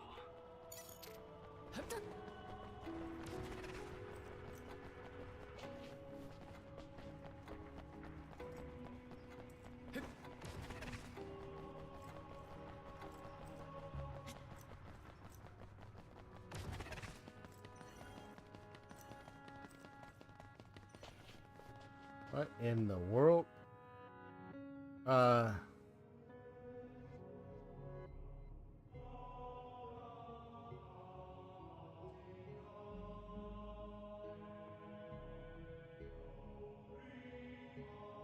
Bro.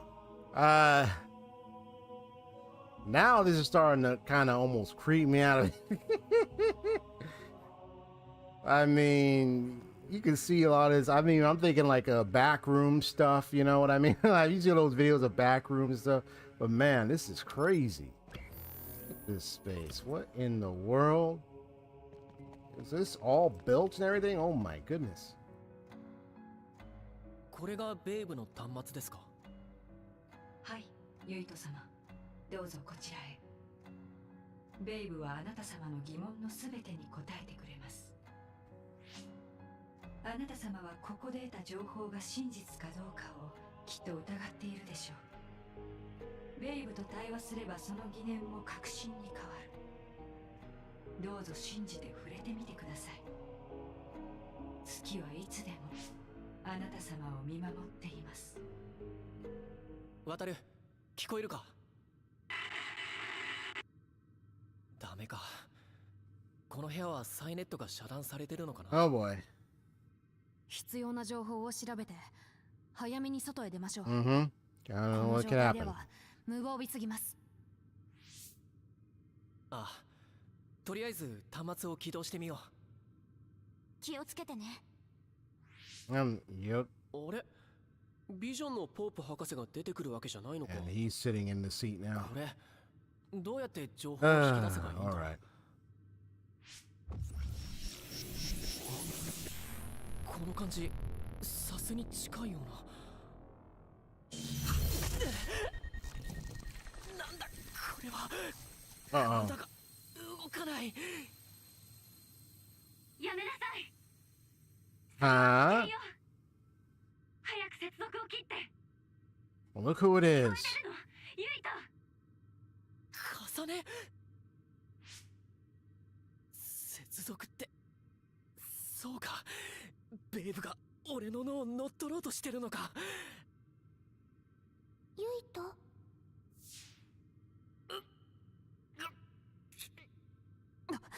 ユイト。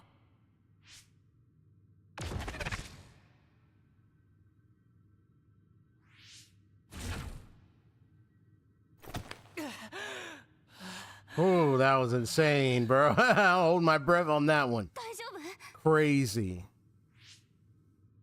一体何があったんですか？脳をジャックされかけてたみたいだ。引き剥がしてくれて助かったよ。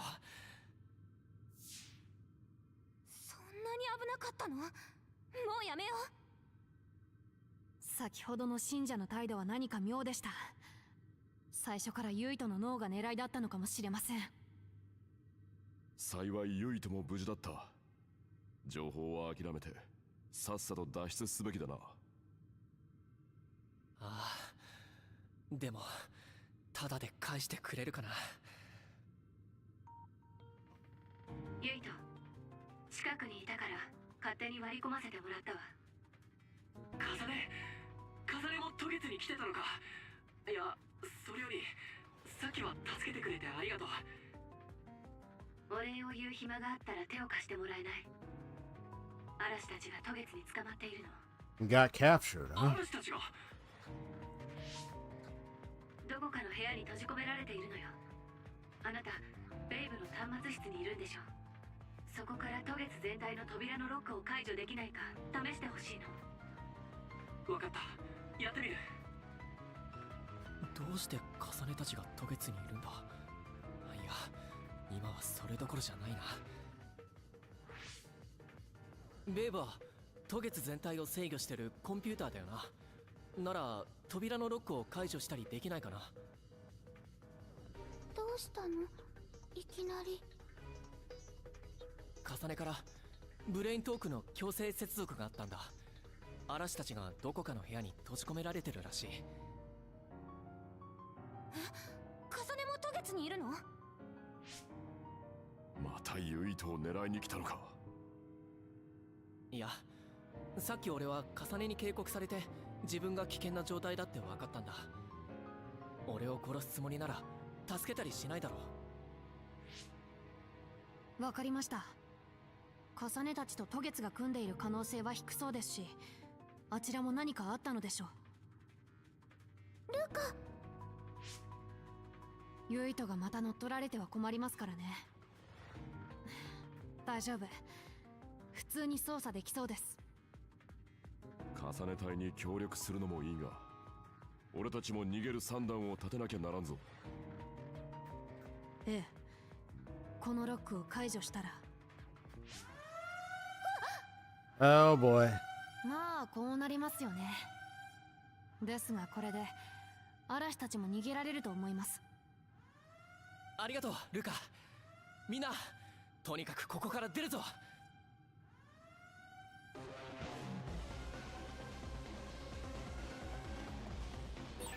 早く渡月から脱出だ。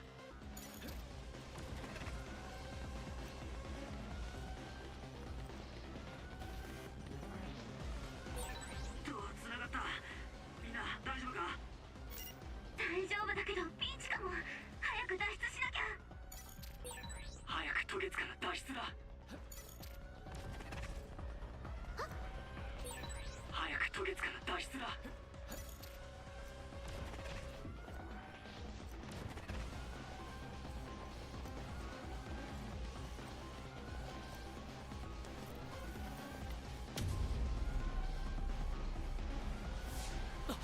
来るぞ、気をつけろ。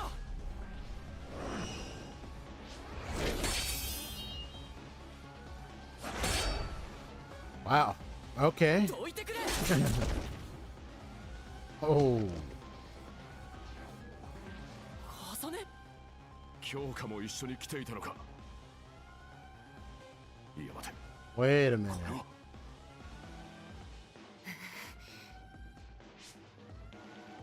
おい、何をグズグズしてる。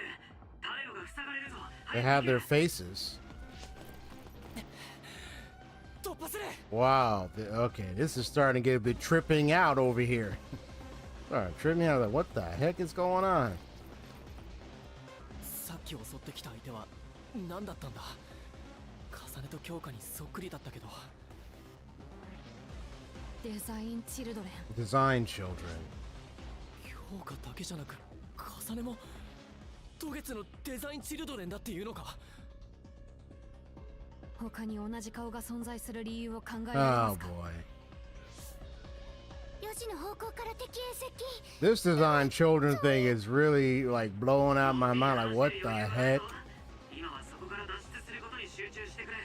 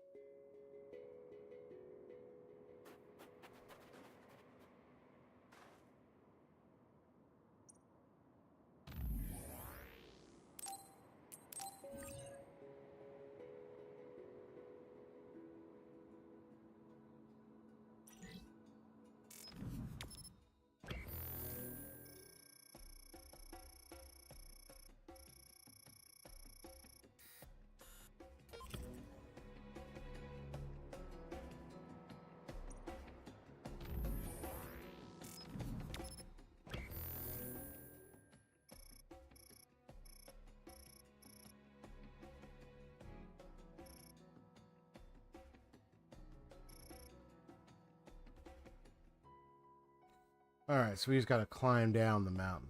Okay.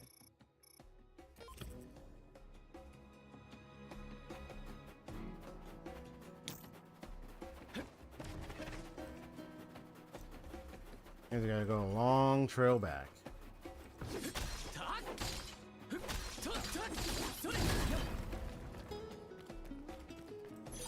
これってかなりレアものじゃないか。 I mean, I don't have to open up those things again. I already opened up and got stuff. I mean, it might be bringing stuff back. 俺の超能力を使ってみろ、ユイト。あいつ爆発するぞ。距離を詰められないよう気をつけろよ。撃を受けて体に着火すると体力削られるからな。気をつけてくれよ。襲ってきた信者たちの顔、みんな重ねと強化だったよな。まさか渡月教の信者たちはみんなデザインチルドレンってこと？当たれ。準備 OK。 Like, let's ride.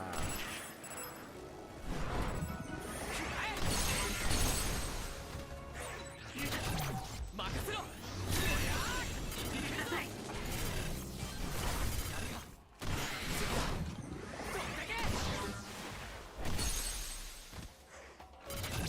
俺がやる。畳みかけるぞ。終わりだ。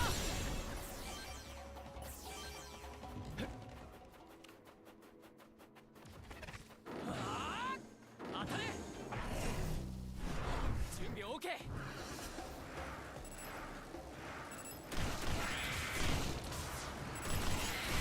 次だ。食らえ。狙えるぞ。やったか。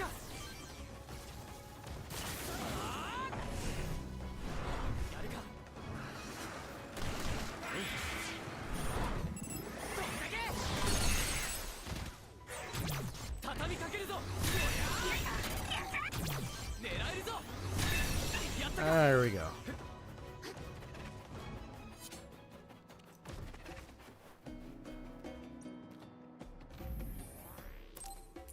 Yeah, we're just going down. I mean, I know I can, because I got an items here already, but I mean, it'll give me some more behind those routes, but I'm just trying to go down, so I'm not trying to. All right, what's about to happen here? 諦めてくれたか。どうやらそうらしいが、警戒は続けてくれ。重ねたちは無事に脱出できたかな。おっと、怪反応が接近中だ。しかもこいつはかなりでかいぞ。来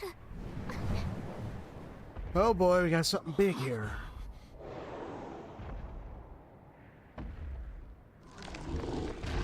Oh, is that a big ice monster? What we got?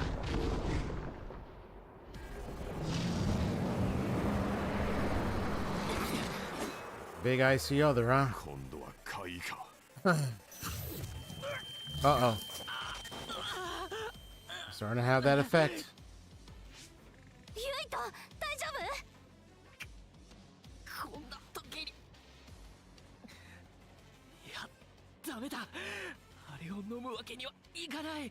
Well, I mean, at this point, 勝負だ。 I mean, you could fight, but 戦う。 that gets so further and you end up destroyed mentally and everything. It's going to be a bit problematic for you, buddy. これがまるで鎧みたいだね。だけど私の超能力を解かせるかも。手を使わせてくれ。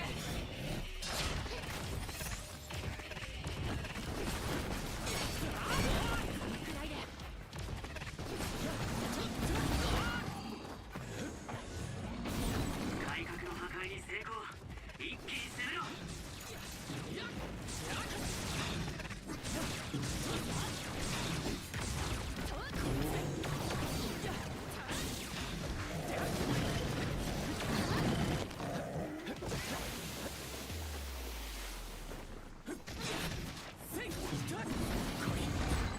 派手に濡れたな。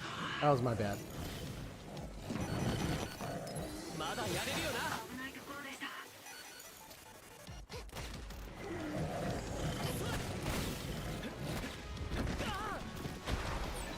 水の勢いが激しすぎて近づけませんね。ユイト、僕の超能力を使って水流の内側へ行きましょう。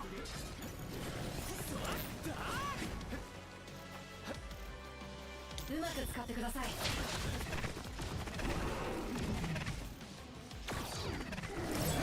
のまま攻撃すれば外角を壊せそうだぞ。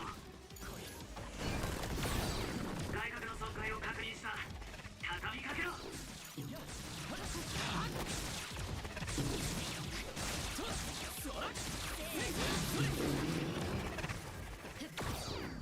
I gotta hit that weakness up there. I'm hitting the front, I need to hit the back.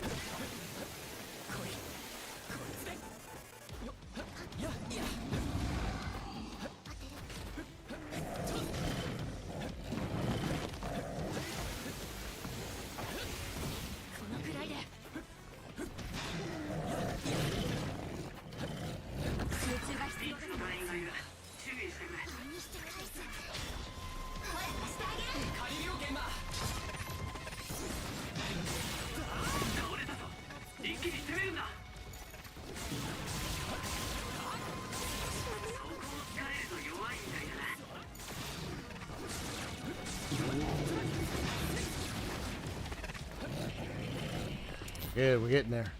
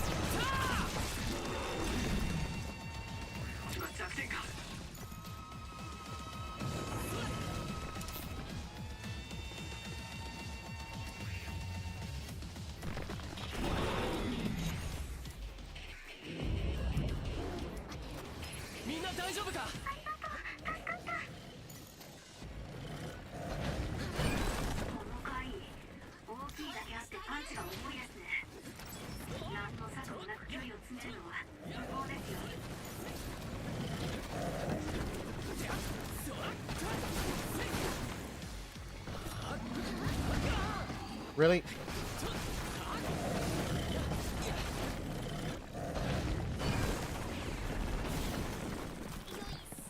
Gotcha.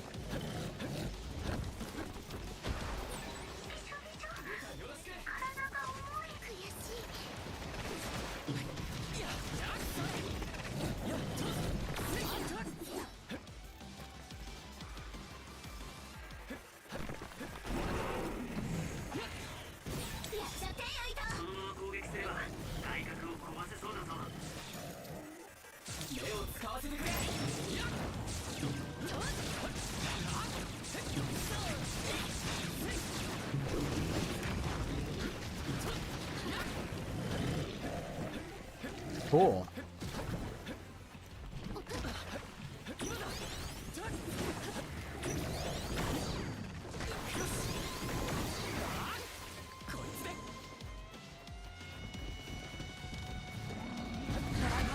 Oh man, that sucks. And I just hit the dodge. My dodge was way off. That's crazy. 倒れてるメンバーがいるな。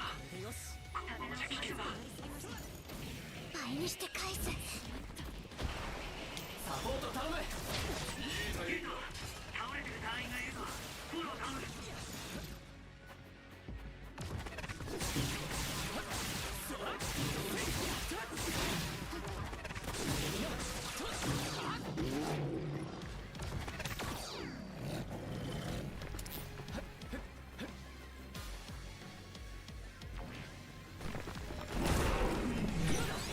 Oh, that was close. ありがとう、ハラビー。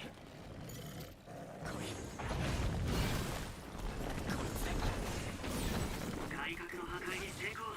一気に攻めろ。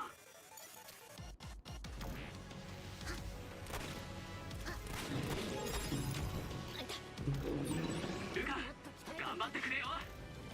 僕としたことが面目ありません。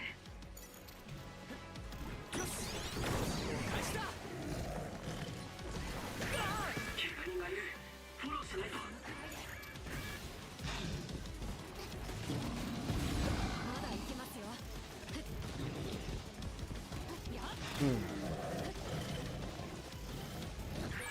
ユウト、危険な状態の隊員がいるぞ。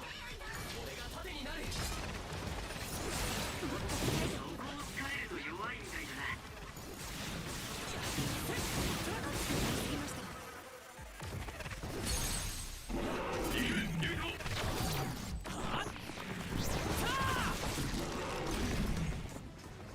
Getting there. Come on.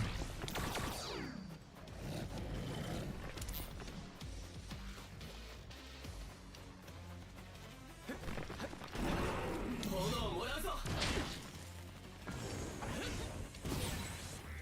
外角に当たった。攻撃を集中すれば破壊できそうだぞ。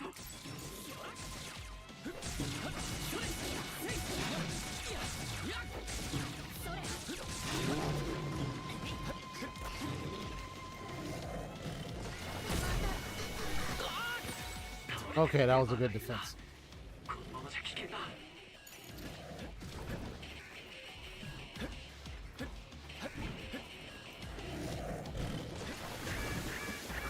マジャ Oh no! いけるんだ、ユウト。 Damn it.「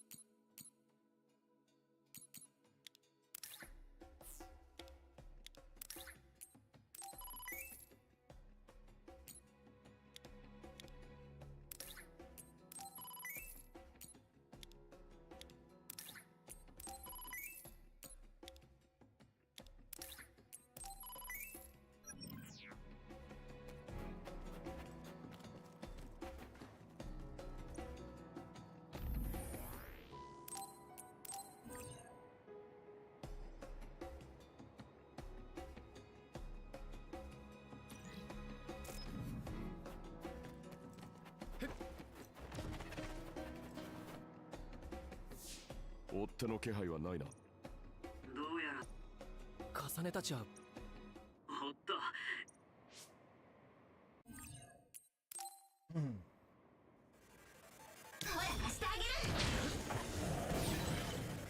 そのまま攻撃すれば外角を壊せそうだぞ。森もまるで鎧みたいだね。だけど私の超能力が解かせるかも。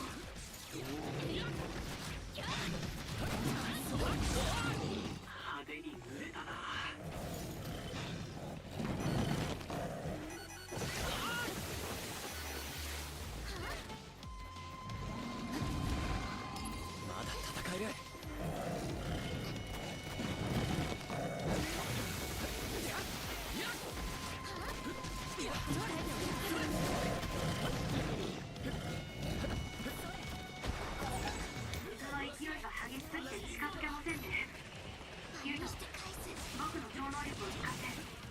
の内側へ行きましょう。攻撃が効いてる。今の場所が弱点か。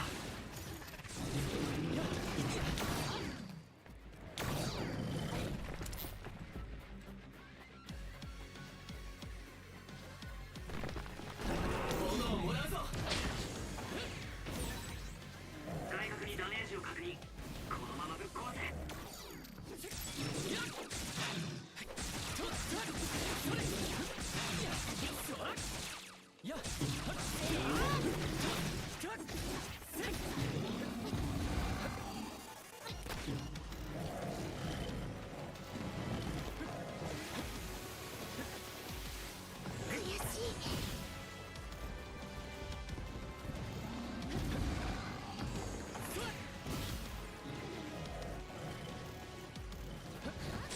うまく使ってください。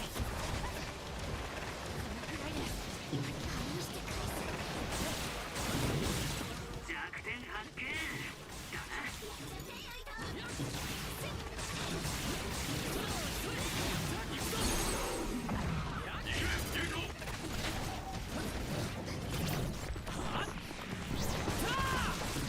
Hey, you try to escape, huh?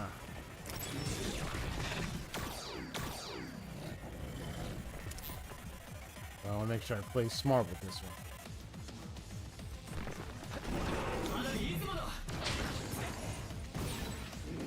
そのまま攻撃すれば外角を壊せそうだぞ。集中が必要ですね。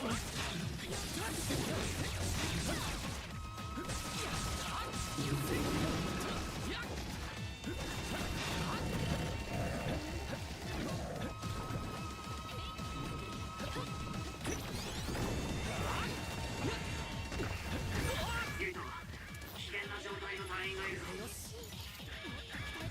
まだやれるよな。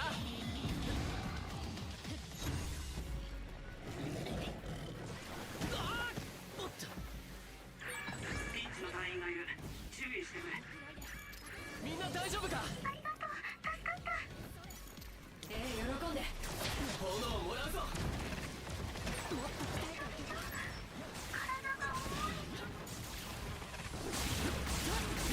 攻撃が効いてる。今の場所が弱点か。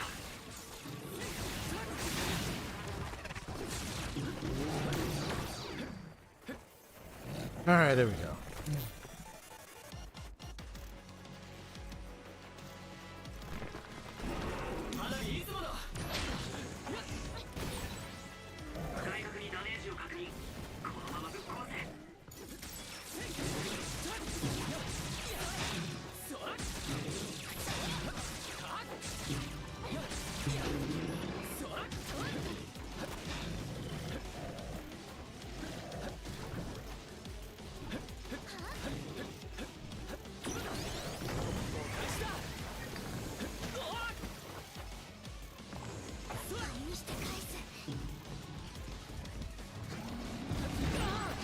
Really?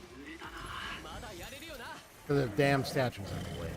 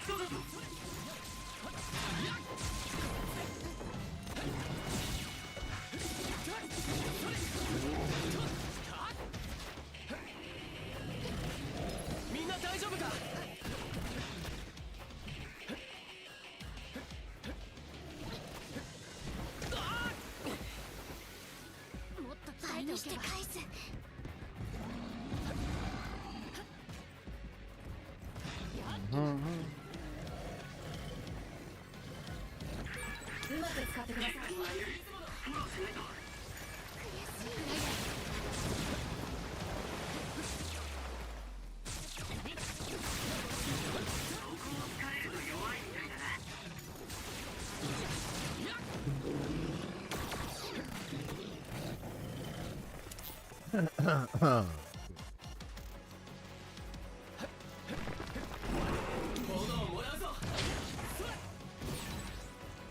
角にダメージを確認。このままぶっ壊せ。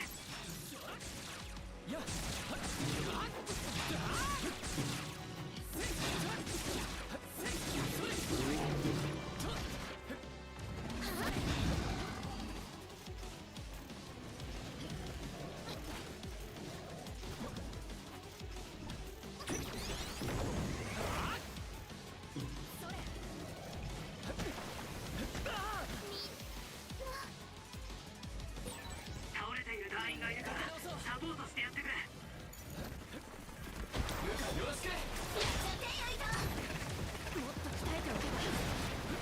動けますか？攻撃が効いてる。今の場所が弱点か。 That should do it.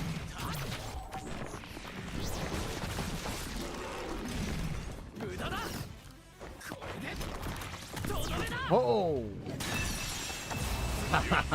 Nice. That's a boulder on your butt, man.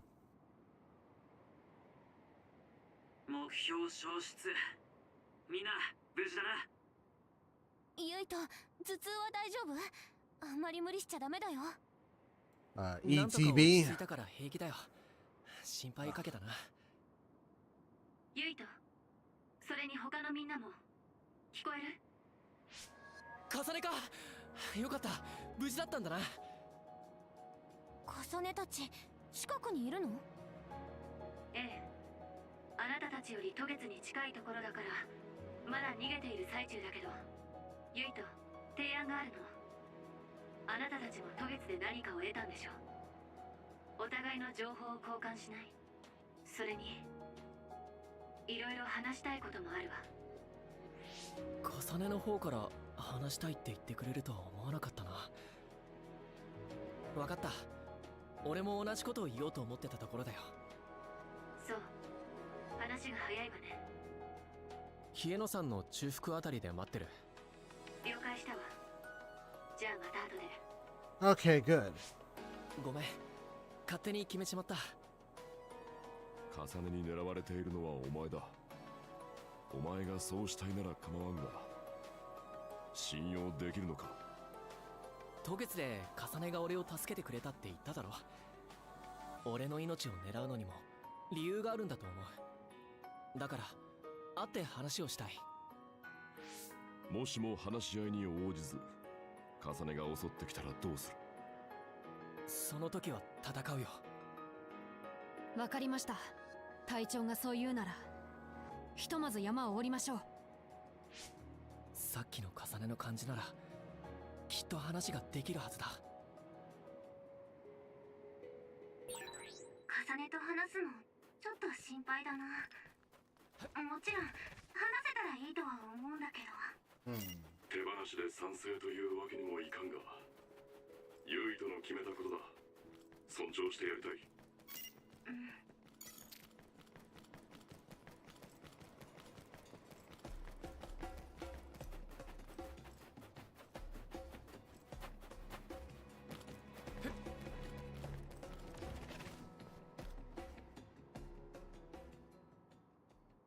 来た。重ね隊全員いる。重ね、嵐たちも無事だったみたいだな。あの時は協力してくれてありがとう。おかげでみんなを助けることができたわ。それはこっちのセリフだよ。重ねがいなかったらきっと俺はベイブにジャックされてた。ねえ重ね、その様子ならもうユイとの命を狙うつもりはないのよね。花火、さっきも言っただろ。重ねは俺を助けてくれたんだって。分かってる。でも重ねの口から聞きたいの。花火が疑いを抱くのは当然よ。さすが冷静なのね。でもそうね、今はまず話をするべきだと思っているわ。思い込みで進むのではなくて、お互いの話を聞いてより良い解決策を探すべきだって。こういう判断に至るのが遅くて迷惑をかけてしまったことは反省しているわ。重ね、なんか変わったな。今なら教えてくれるか。どうして俺の命を狙ったのか。ええ、途方もない話だと思うけれど、落ち着いて聞いてね。実はあなたの命を狙ったのは頼まれたからなの。50年後のあなた自身に。俺自身 I believe there was something, I think you told me, Haseo, or I think someone else told me, maybe it was someone else, something about time in this world, in this game. とても信じることはできなかっただろうと思うよ。 So, 覚えてる？船戸高速で瀬戸さんが I think it was a friend of mine told me a long time ago. その後2人で見た不思議な光景のこと。あの時私が時間跳躍能力レッドストリングスを発現して、 So that's what that was. 50年後へ飛んだ。 That was 50 years into the future. 重ねたち未来へ行ったってこと？ What? レッドストリングスって確か Yeah, the red 重ねがよく見るっ strings. ていう赤い糸の I remember there was that moment where they were both like they were in the red strings kind of space. 私はレッドストリングスという時間跳躍能力を持 But って、 she can do it now. She has a power called red strings. おそらくあなたも And he has the same power. 同じ性質の超能力 So を持って his いる future はず。 self told her to kill. Wow. 確かに俺は Can't wait to see that when I play her 重ね side と同じ more. そういうことを言ってるんじゃない That's great. That's insane. それにレッドストリングスとやらについて皆さんはかなり情報を把握されているようです。一体どこでそのような知識を得たんでしょうか。もしかしてそれも未来で。 Well, look, everything you're seeing right now, you're seeing red strings. 私たちは未来でユイトに会った。そこで彼 So か it's ら kinda いろいろな ironic. 話を聞いたわ。俺を We're 殺す seeing red string fragments and through this imagery and everything. 未来で聞いた情報を一通り説明するわ。みんなの疑問にも答えられると思う。 Well, once I play her side of the story, I'll get to see 誰から more 話 of を聞こ it う in か。 person.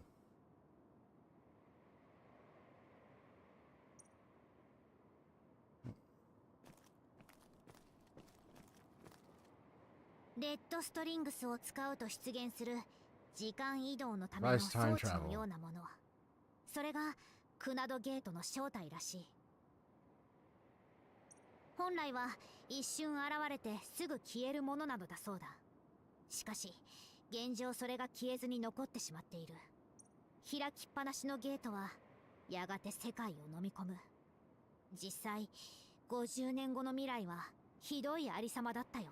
So we're trying to prevent a universal disaster on a worldly, universal, or just worldly scale. Pretty much.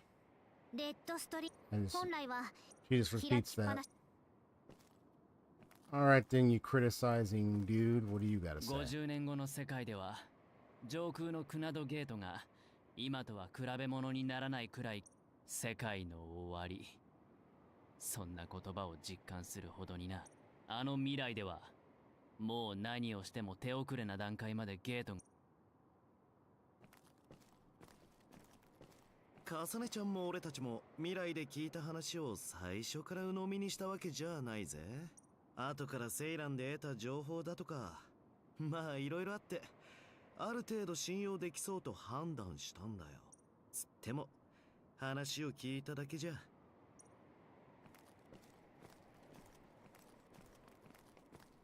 クナドゲートは重ねがレッドストリングスを発動した時に開いたものなの。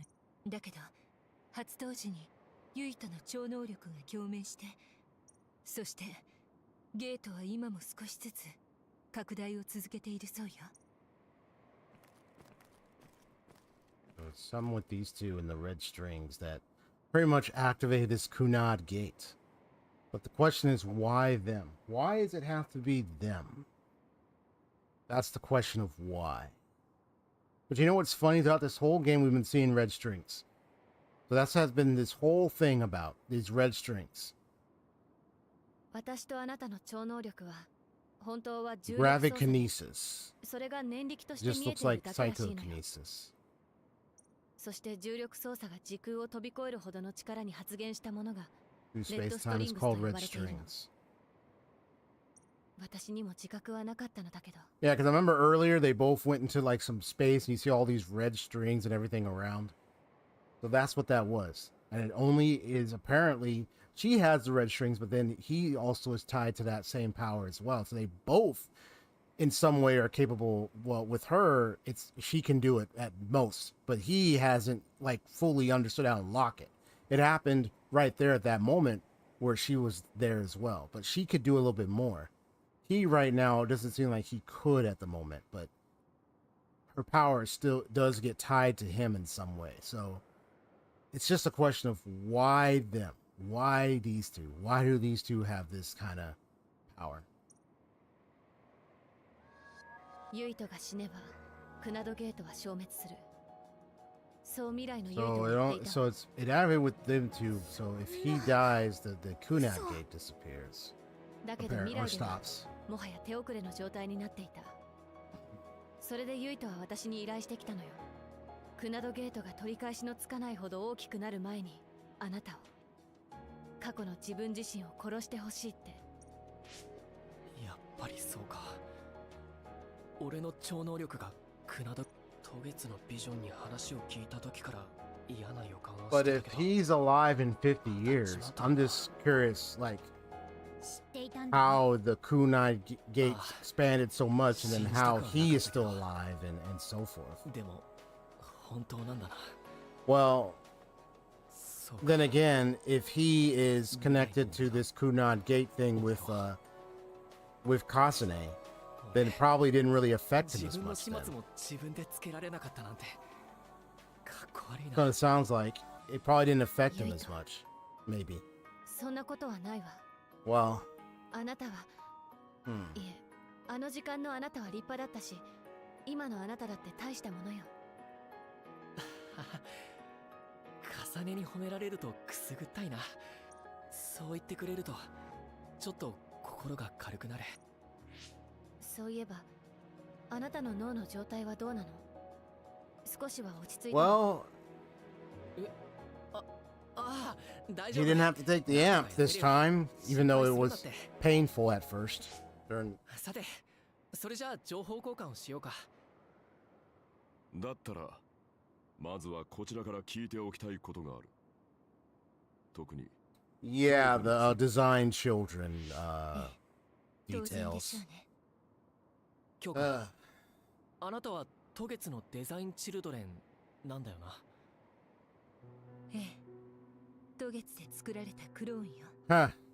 私の遺伝子は渡月教の開祖人よポープ博士のもの。あの町にいるのは私のように同じ遺伝子データからデザインされ選別された超能力者渡月の子供たちよ。なるほど。だから強化の姿とポープ博士の So 姿 at が同 least じだ that ったん confirms です that ね。 information.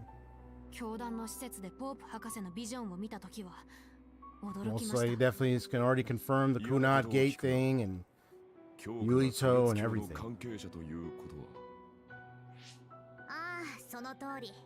強化はスパイだった。重ねを見張るため so に she was spying on Kasane, but that's not the case 今は anymore. 違う。 Huh. 我々の仲間として生きると決めてくれた。強化のことは私が保証するよ。敵ではないと I'll ね。 see that revelation on that stuff when I play the other side of the 信じる story. よ。ずいぶんあっさりしているな。 Yeah, that was fast, buddy. 強化を見る重ねの目が優しいからさ。っていうのはちょっと恥ずかしい言い方かもしれないけど正直なところ強化のことはよくわからないよ。だから俺だけの判断では何とも言えない。でも俺は重ねのことなら知ってる。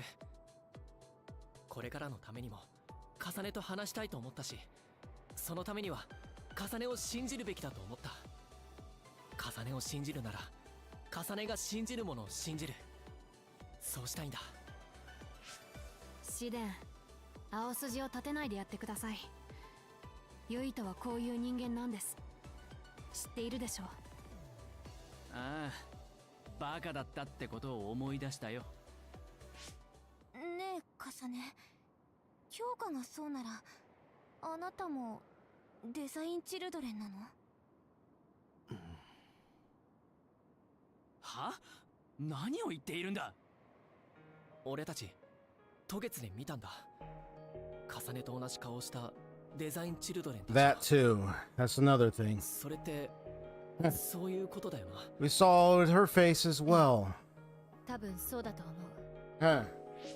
不思議な言い回しだねカサネ。この話は初耳なんだが説明してもらえるかな？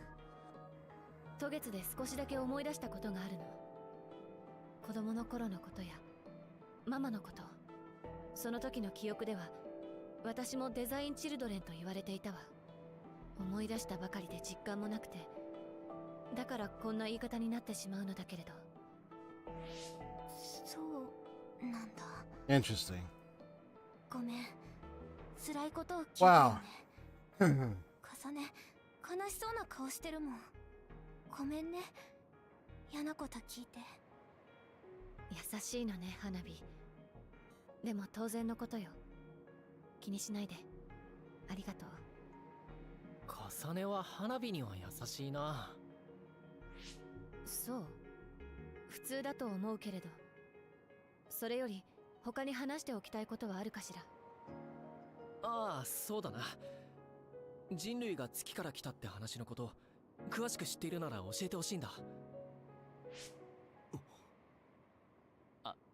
頭でも打ったのかユイト。もしかして重ねたちこのことを知らない？待てつぐみ、今の話は本当の話なのか？どうやらまずは僕たちの持っている情報を説明し Right. た方が So 良さ every そう other です。 thing has been confirmed. So now it's the one about the moon part. Yeah. すべては渡月のデータを参照して得た知識なんだ。だから正直なところ That's the one part where it's like, did that happen or no or 強 nay? 化が渡 But, 月のスパイだったのなら、この話が事実かどうかは right. ご存知なのではありませんか？ I mean, would she know though? ええ、それが正しい歴史だと教えられたわ。 Hmm. ただそれすらも渡月の何らかの思惑なら。いや、それ全部マジモンの話だから。どういうこと？ Hmm. You seem to be saying that confidently. そんな顔しないでくれよ。俺はつぐみちゃんのその顔に弱いんだよね。かげろう、お前には聞きたいことがたくさんある。でも今は渡月が語る歴史のことを教えてくれ。この話は渡月教の信者にとっては常識なのか？ああ、それね。渡月教。それ自体嘘だから。渡月が渡月として独立するための方便。そもそも渡月には基本的にデザインチルドレンしかいないしな。確かに宗教施設には見えませんでしたね。ではカゲロウもデザインチルドレンなんですか？基本的にはって言っただろう。俺は月からの移民団の一人だ。ふざけるな。 Huh. 仮に月からの Well, 移民が事実でも2000年も前の話だろ。コールドスリープか。 Cold sleep. そう、その通り。移民団のうちの何十人かは渡月にある施設で So, what is it called? Hibernation, whatever you call it? Suspended hibernation or something like that? Probably the term is where it's like they're frozen in a frozen state and then they wake up and it's like time passes, apparently. I think it's suspended animation. I'm trying to remember what it's called. 急にこんなこと言われても驚くよな。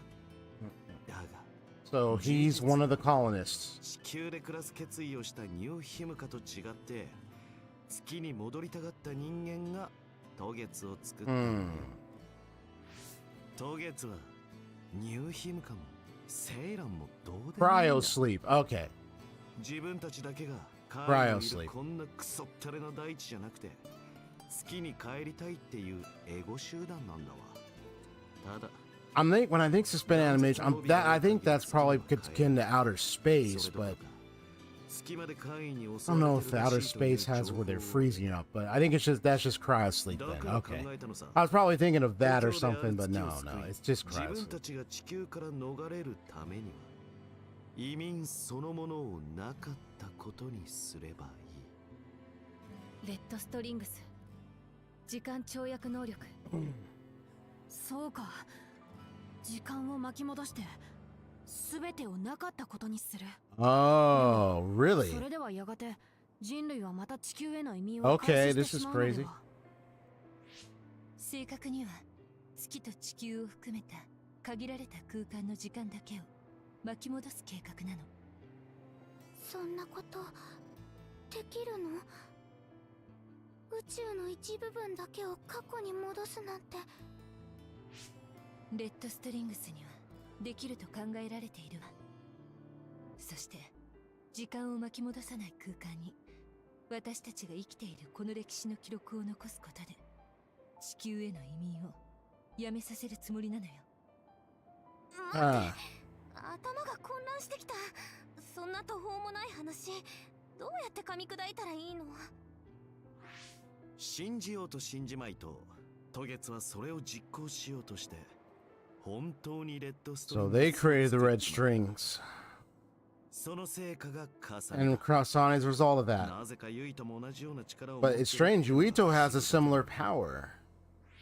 今の話を全て真実と仮定する。 So would そうなると、もはやニューヒムカだのセイランだのと言っている場合ではないのではないか。渡月が長年の野望を実現すれば、俺たちの存在そのものがなかったことになる。 that's why she has the red strings power. いや This is red, dude. なかっ This たこと is になるってなんだ。 mind blown stuff coming out, 俺も bro. みんなもここにいて、いろいろあっても必死に生きようとしてるのに。カゲロウは渡月の計画の中枢にいる人間ですよね。なぜこんな話をするんですか？ Mm-hmm. あなたも強化のように渡月を捨てるつもりと考えていいのでしょうか？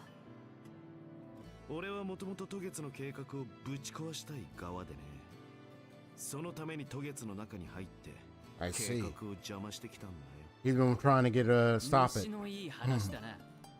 どうやってそれを信じろって言うんだ。 Good question. 信じなくていいさ。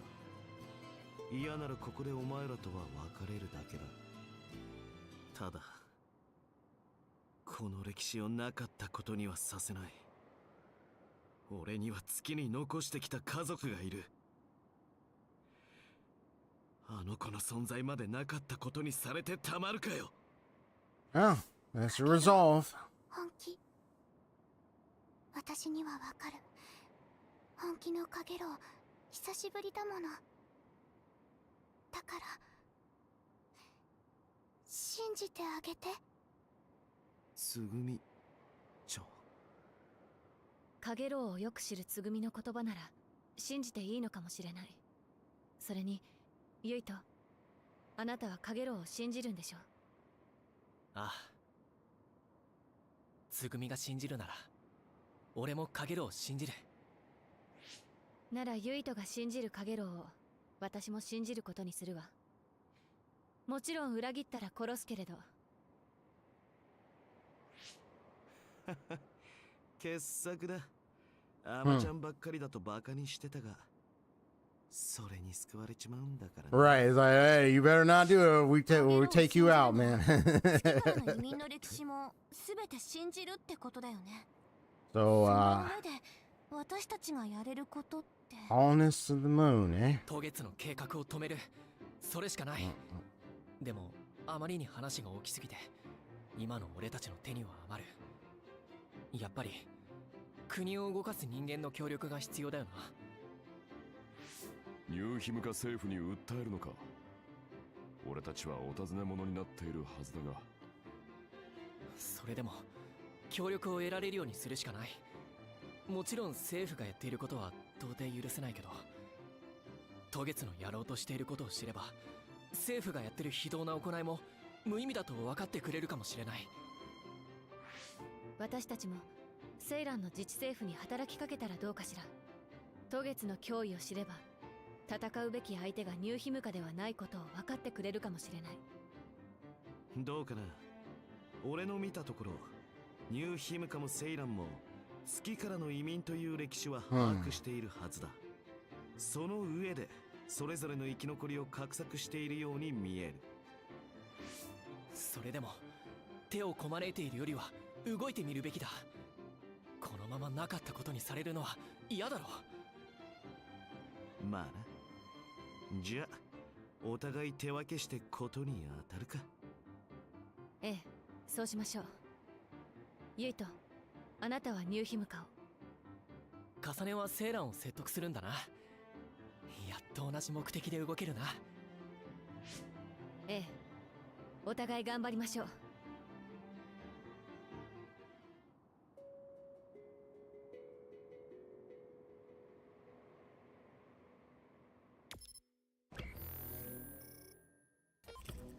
All right.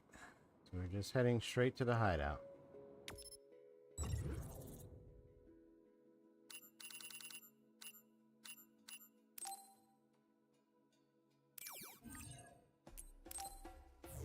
I don't know. I mean, it's almost outright confusing me. I mean, you got like so many stuff happening. First, we're dealing with the whole thing with New Himuka and what the government be doing and experimentations, the whole the mysteries of other and all that stuff. You got Siren going against them, and of course, and everything. But then you have now this whole Togetsu moon and all this stuff. It's like, sheesh Louise. There's like more big different stuff just coming up, and it's just like a triune of issues going. Literally. This Kunad gate business. And chock full of so much incidences. But I see the bigger case at hand is this Kunad gate, though, and the red strings. That's the one we gotta really deal with, because you have to find a way to prevent that, stop that entirely. なあ、みんな。クナドゲートのことなんだけど。ユイとの超能力が関係しているという件ですか。Right. あの後はるかからセーラン側のゲート調査資料も回してもらったんだが、結論は一致してた。実際ちょっとずつでかくなってるのは確かみたいだぜ。ユイトが超能力を使わなければいいのか？例えば戦闘には参加しないとか。いえ、僕もクナドゲートの調査資料を検討してみたのですが、今のところユイトの特定の行動とゲートの成長に明らかな相関があるようには見えませんでした。じゃあユイトは関係ないってこと？そうではなく、ユイトの超能力の存在そのものが影響しているというか、おそらくユイトが生きているだけでゲートは拡大を続けることになると思います。そうか。嫌な言い方をしてすみません。でも自分のことは知っておいた方がいいと思ったので。いや、教えてもらえてよかったよ。目を背けたって事実は変わらないわけだしさ。それにルカの言う通りだとしたら、俺は別におとなしくしてる必要はないってことだよな。クナドゲートの詳細は解明されていませんが、多分そういうことになると思います。ユイト、何を考えている？みんなにお願いしたいことがあるんだ。お願い？ Oh boy. 渡月で話を聞いたときは、どうしよう、死ぬしかないのかって考えなかったと言ったら嘘になる。だけど俺にはまだやらなきゃいけないことや知らなきゃいけないことが We know that he was apparently experimented on, that he was supposedly a dud to begin with. So for this power to tie to him, 月のことなんて知らなかったみたいに俺たちの知らない解決方法がどこか There にあ had る to か be もしれない some way in which it started getting きっと同 kind じ to こと him. を考えて Either at the time of the experimentations when his powers started eventually getting up, or something 一 else. 緒にクナドゲートの解決策を考えてほしい So it's just, 本当 we にある just かど need うかは more わからない facts けど about this. Because まったく何を言い出すのかと思えばそんなことは当たり前だろう。 and then of course you have Kasane being the Kasana 最初から being the one with the red 疑った strings. つもり 俺の情報も甘く見るなよ。機密情報だって引っこ抜いてやるからな。ユイト、 Nice. これはあなただけの問題ではありませんよ。世界がどうこうではなくて、 Exactly, a 僕たち camaraderie はチー team ムな right んで here. すから。 Gotta help find the way to resolve this problem, man. 絶対方法あるよ。みんなで探せば絶対見つかるよ。世界もユイとも両方助けなきゃいけないんだからね。みんなそう言ってくれるかなって思ってたけど俺やっぱり不安になってたのかもしれない。だから本当にありがとう。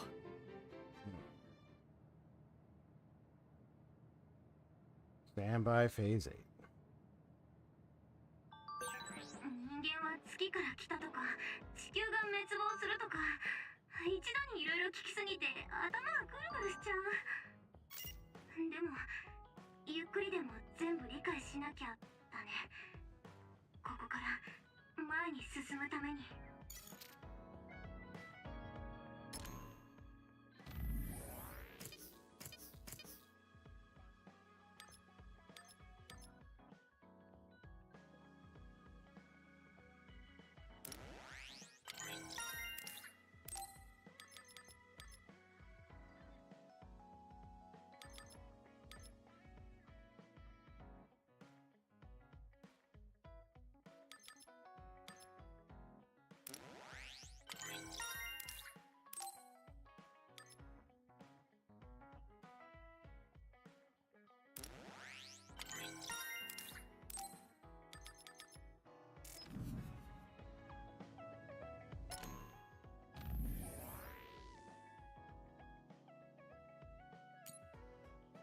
I'm worried that we don't understand what happens, so tell me if I get anything wrong. So Kasane and Yuito both have the same power, and it's called the red strings. Regular strings, the time travel power. Thanks, Luca. So then the Kunad gate is a time traveling gate that Kasane opened. It won't close because Yuito's power is ending with hers. And Yuito, it will close if Yuito dies. So future Yuito asks Kasane to kill him. I don't understand. Even if Yuito himself did ask for it, I would never do that. Yes, there should be another way. Kagero said Togetsu's goal is to make it so there were never any immigrants. I feel like Kagero was finally honest with us a little. He said they wanted to use the red string to turn back time and erase the entire history of ever immigrating to Earth. Huh. Only turning back time for a portion of the universe is completely unbelievable, but so much we've seen has been unbelievable. Really. Thanks, everyone. I feel like that really simplified information we have. Hold on. The entire human immigrated to the moon roughly 3,000 years ago, right? So the entire human immigrated to the moon roughly 3,000 years ago. This was due to changes in the Earth's environment that made it uninhabitable for humans. The human immigrants built a capital on the moon. There, they spent 1,000 years working on improving Earth's environment from the moon. The improvement project was successful, and once the Earth's environment was prepared to a certain extent, the moon government dispatched a group of immigrants. Yakumo Sumeragi was part of the ARC group. The extinction belt appeared after the immigrants arrived on Earth. That's right, and Yakumo Sumeragi created the country of New Himuka. We were taught that the spring of extinction, when the extinction belt appeared, was around the time New Himuka was established. I feel like the history we know is mixed with history that no one knows, right? We can't communicate with the moon government at all anymore because of the extinction belt. The answer about the relationship between the extinction belt and the others wasn't very convincing to me. We were told that the others appeared at the same time as the extinction belt, but they said it was a while later, right? There is likely much we still do not know. Each of us should process information individually as we go forward. but could for them to appear, could it have any? Because I mean, when Kazumi's sister turned into another, it was when that someone made a shot it at her, and then she turned into one. So that lets us know that, you know, whether the experimentation or not, whatever government, whatever it was, could trigger them to turn into another, right? It's that I remember that kind of stuff. But we have all these different others around, so it's a question of the origin. How did these other others came about? If they came a while later, I think that's another piece of the puzzle. So Mr. Guerrero's lesson. Yo, remember what we talked about before? I'm going to teach you how to have fun, just like I promised. Send me a message when you're ready. I'll be waiting. Siren. Okay. Serious about that. I thought you were joking. Okay, though. I kind of like the idea, like the whole team build thing that's going on. And it takes us back to the way this angle is going, like how, like, you have the main character in some dire situation or occurrence, and then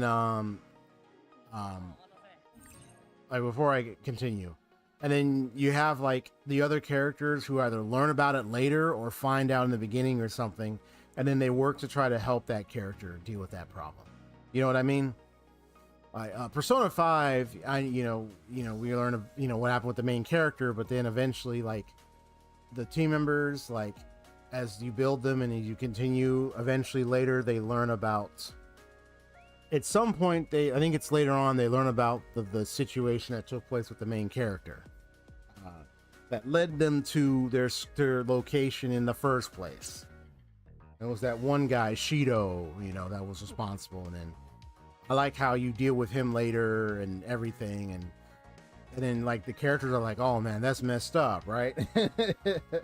And then I just like how after dealing with now I know in the vanilla you deal with after you deal with Shido, you also deal with that god being, of course. But I remember the whole thing where the kid eventually gets interrogated and stuff, and then you have, if you've helped out a lot of the side characters and get their confidant build up, a lot of them are like, yo man, help get this kid, free this kid, like, for real. Like, I like that. I like when I saw that. No! Yo, 来たかユイト。ってことは遊び人の先輩である俺の教えを恋に来たんだな。Oh. いや、待ってるって言うから。Okay, I'm at the beginning. I guess whatever that was showing something, but it's okay. It's okay. It's okay. I can load up my save if I want to. See that.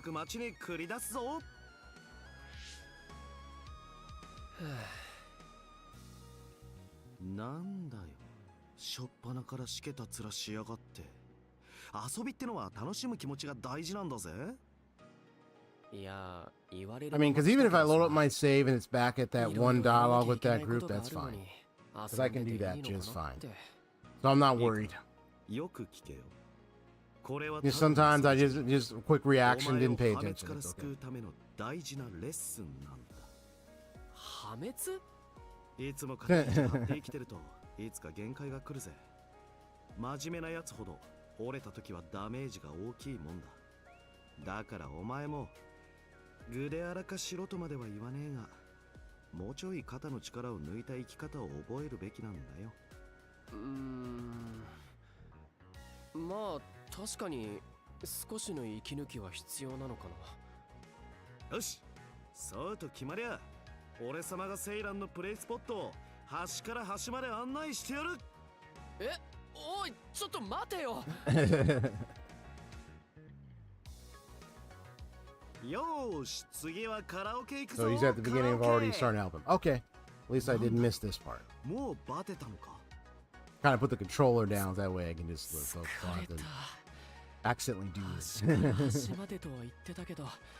まさか本当に街中連れ回されることになる。しょうがねえな。じゃああそこで座って休もうぜ。Where the red strings are a time traveling power. allows even Kasana to travel into the future and travel back, of course. But Yuito, for some reason, is tied to that same power.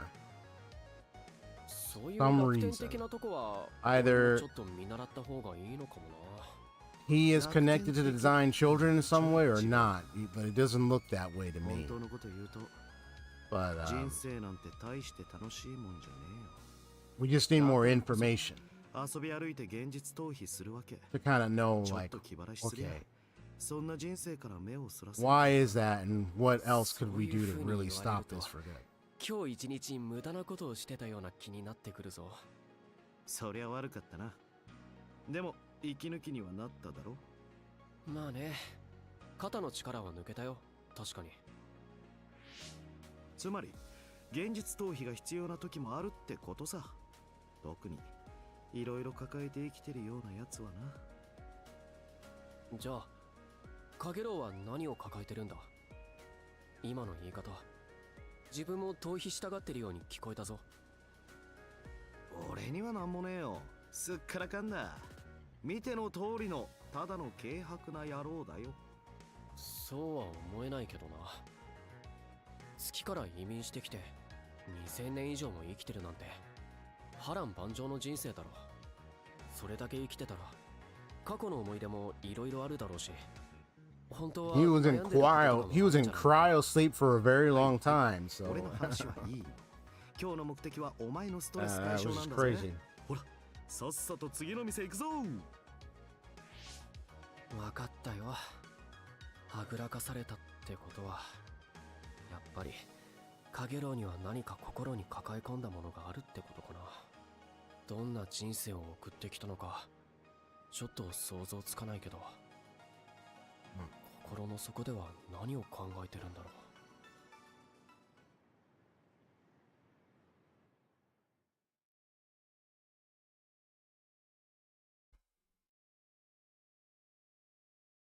Newborn known as inept. They can't function aside found the existence of psionics and lead difficult lives. So that was what he would have been, but he's got powers now. He's got telekinesis.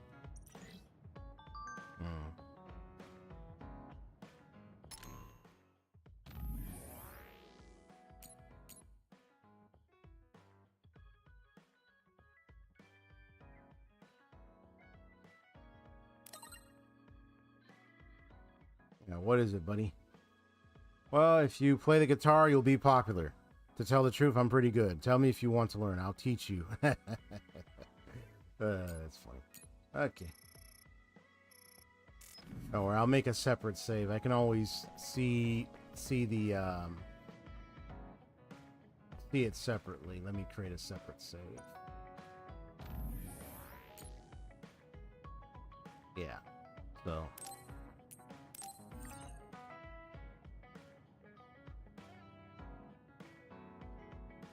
So hold on, I check out that first part on my spare time. Okay.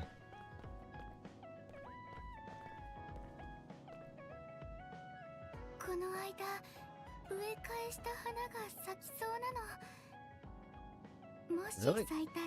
I'd like to see. No problem, Tsugumi. 楽しみにしてるよ。つぐみは植物を育てるのがうまいな。ゆいとは私人を育てるのが上手。え、そうかな。なんか照れるよ。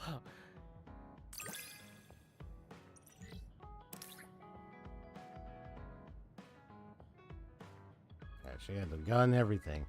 Increases recovery speed of the SAS Clairvoyance gauge. Also, attack an unguarded enemy and Tsugumi will call out. Answer her with triangle and she will appear as a vision and perform a special attack. Ooh! So you attack an unguarded enemy, that's when you press triangle and circle. Nice.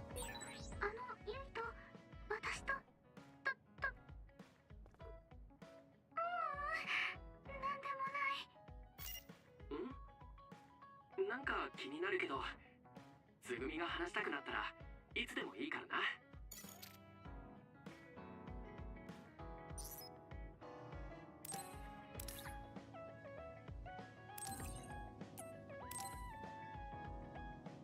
Yeah, that blank plant observation journal. Ah, she'll definitely love that. ありがとう。 Diary for the hideouts plants. Yeah, we take care of them plants, take care of them flowers. Look at that.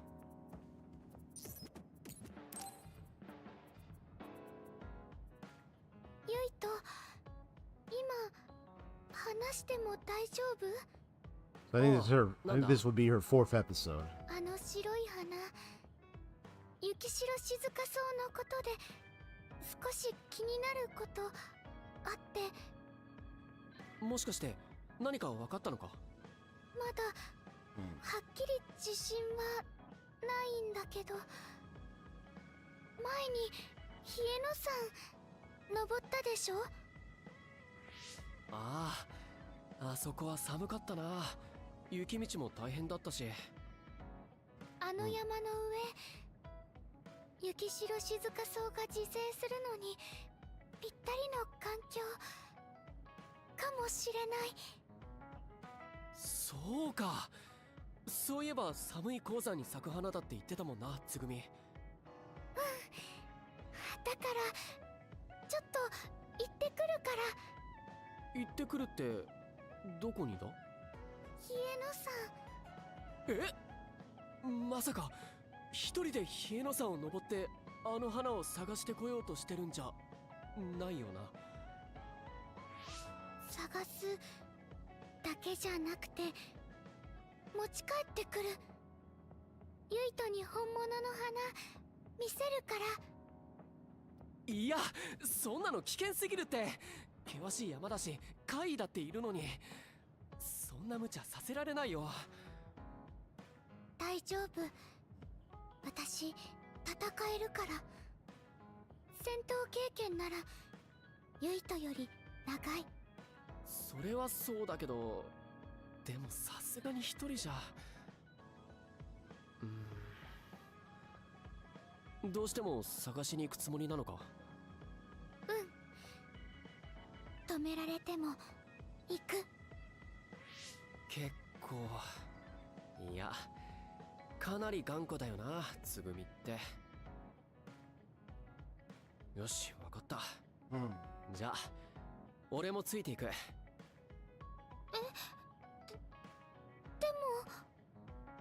何言っても無駄だぞ。俺も止められたって行くからな。分かった。じゃあ一緒に。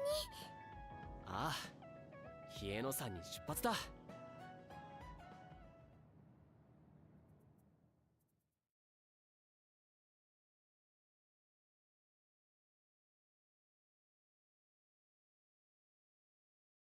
Yeah, Sugumi's awesome.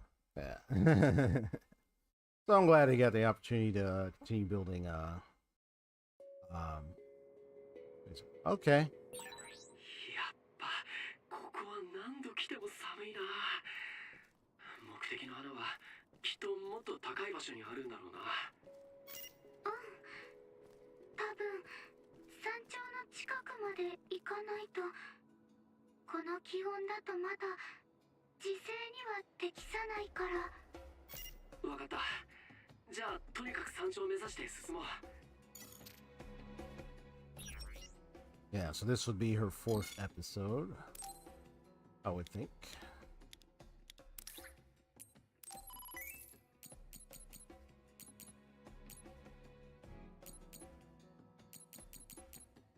Max jelly, okay.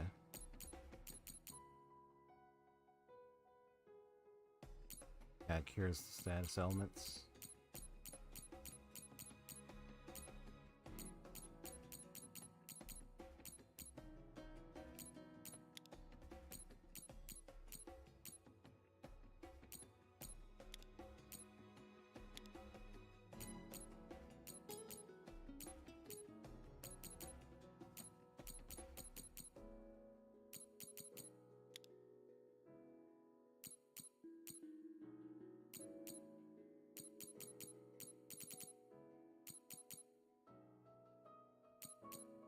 Yeah, these help mitigate certain things, so.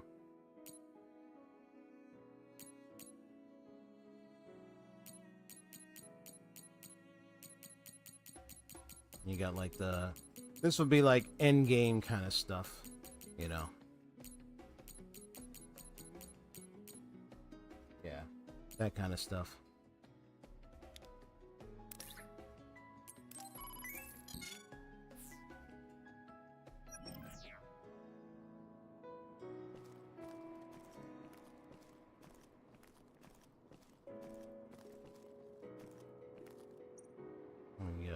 Use that same separate save, so you have that one, so we're using this one. Yeah, I saw your message, yeah. Oh, where's mine? Yeah, Sugumi, yeah, she's definitely awesome. There was something I was trying to look for.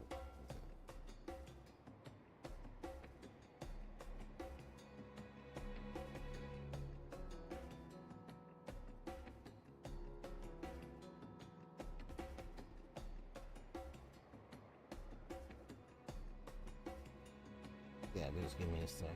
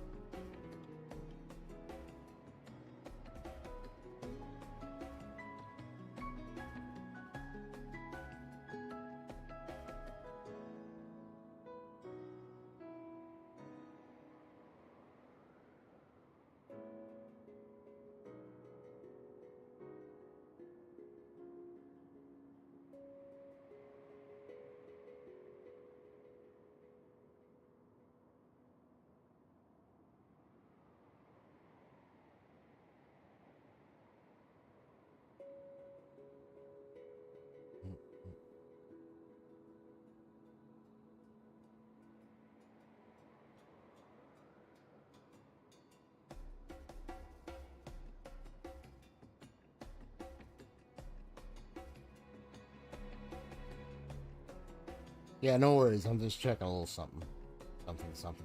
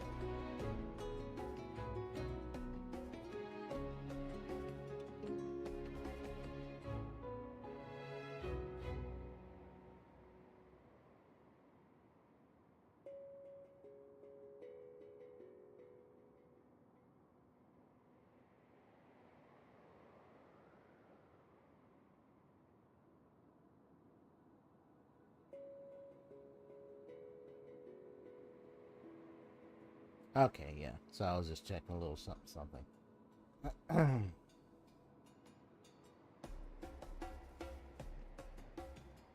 It was really something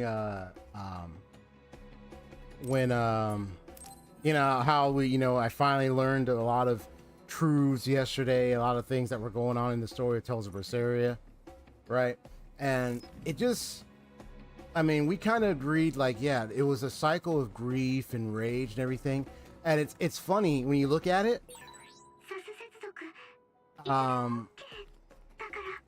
It's like they tried to make her to be like, it's just like you could say somewhat inadvertently, but it's like they, like Artorias and them, is like, in a way,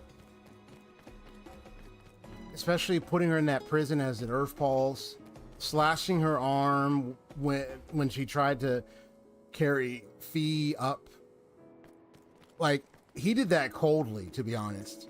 And then you could see why she's gonna respond and react the way she does. Because like you tried to not only kill me, you sacrificed, you also tried to kill me too. Like, I mean, if someone's trying to kill you, you know what I mean? Like, how is she gonna respond? And then to be found with this thing that she didn't know about was Ethereon, and then and then he took the opportunity to use that to his advantage to make her another battery for Nominat's Earth Pulse thing to try to absorb her type, because she's one of the types that has like selfishness and despair or something like that. But of course, it was revealed that, Nominat wasn't limited to the Earth Pulse, because now that they were around, they could just absorb her right there, but we stopped that. But it was like, looking at that and putting her in the prison and everything, I look at that as like a nice rebuttal of saying, like, in a way, like, Artorias, you're kind of a monster yourself. You just have a cape, a bright light, and a better vocabulary. You know what I mean? Like, it's like, she's supposedly this calamity figure, like a monster, but then the monster is pretty much in the Abbey itself, if you look at it. It's like, you got a Abbey of monsters there, buddy, and you want to make her out to be the monster? It kind of shows just how hypocritical.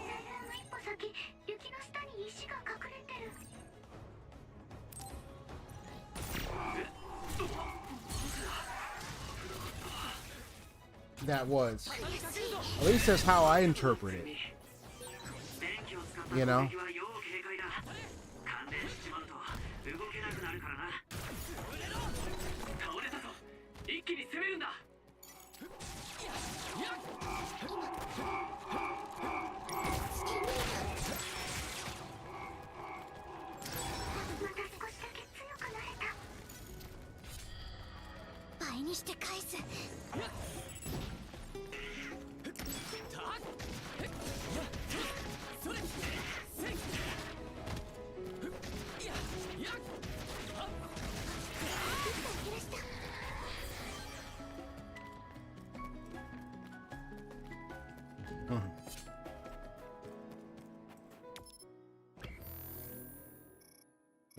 And that's kind of like where you can get the idea of why his reason can be seen as also like a bit of a BS, because it's like, you say your reason and she's calamity, but then you kind of look at it, his actions and everything in a way matches selfishness. When you really look at it, to me, it really comes off as like, well, you're selfish, you're enraged, you're grief-stricken.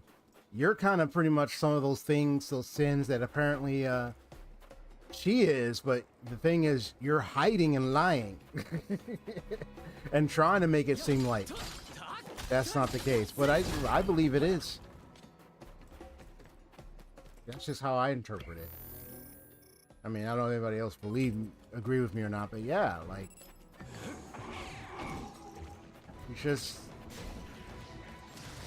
Ha! You teleported right in the right spot. 珍しいものを落としたみたいだ。そこを突かれると弱いみたいだな。喜んで。まだいいぞもの。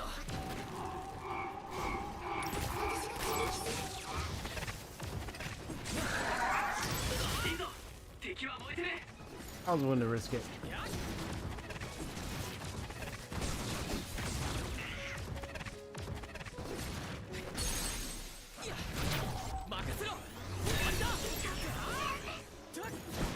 Yeah, I really find the Tales of Berseria story very fascinating. Just like how I hope to find Systeria very fascinating as well. Since that's the sequel taking place years later.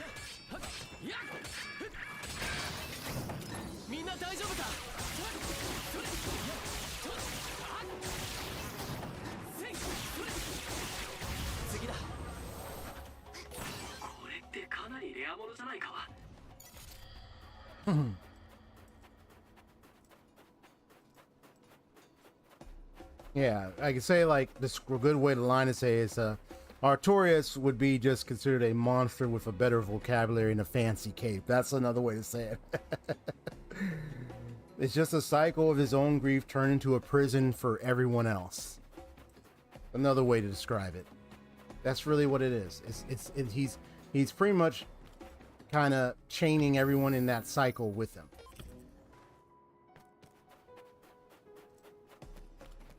It's like you want to point a finger at everybody else because you got abandoned and disbanded, got outed out by the village, and then you lost your wife and unborn child, and then, you know, you had Melchior whispering in your goddamn ear near the hole, and then you had Innominat showing you those things. So you have all that as voices, as noise, leading you to the way you think.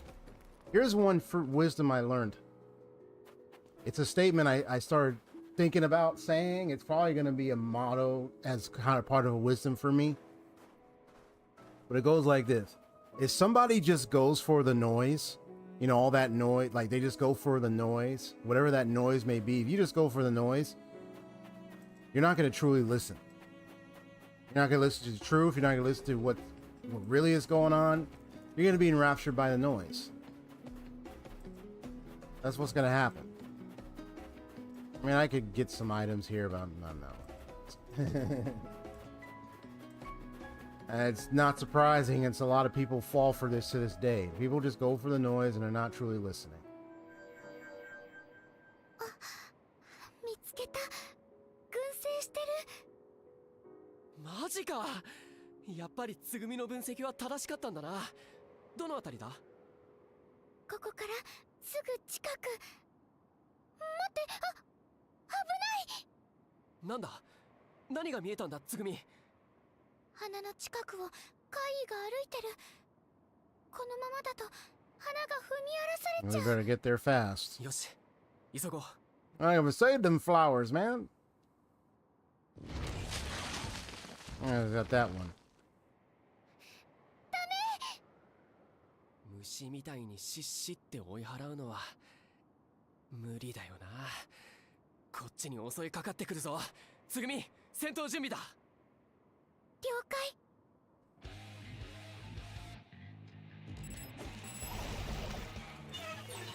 分裂したぞ。でも奴は本体を倒せばダミーも消えるはずだ。ユイト、極めてくれ。おっと、水で攻撃か。濡れると機動力が落ちるからな。注意してくれ。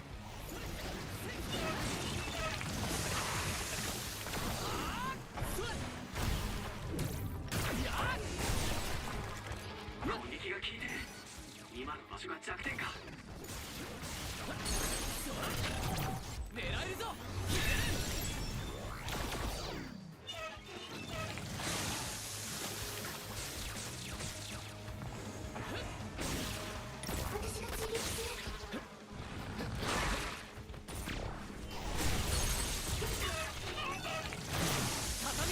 Ah, I like that. That's really nice.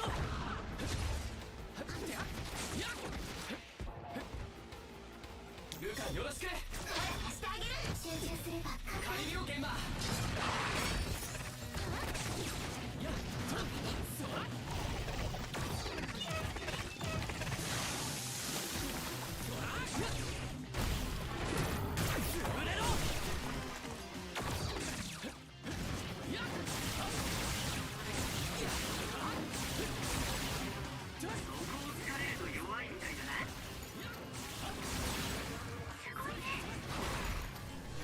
Nice.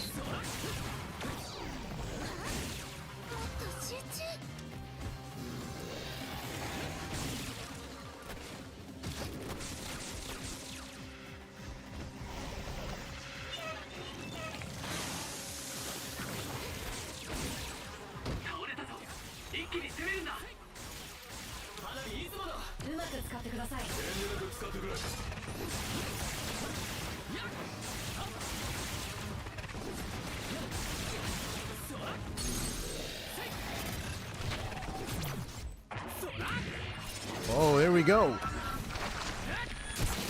Oh!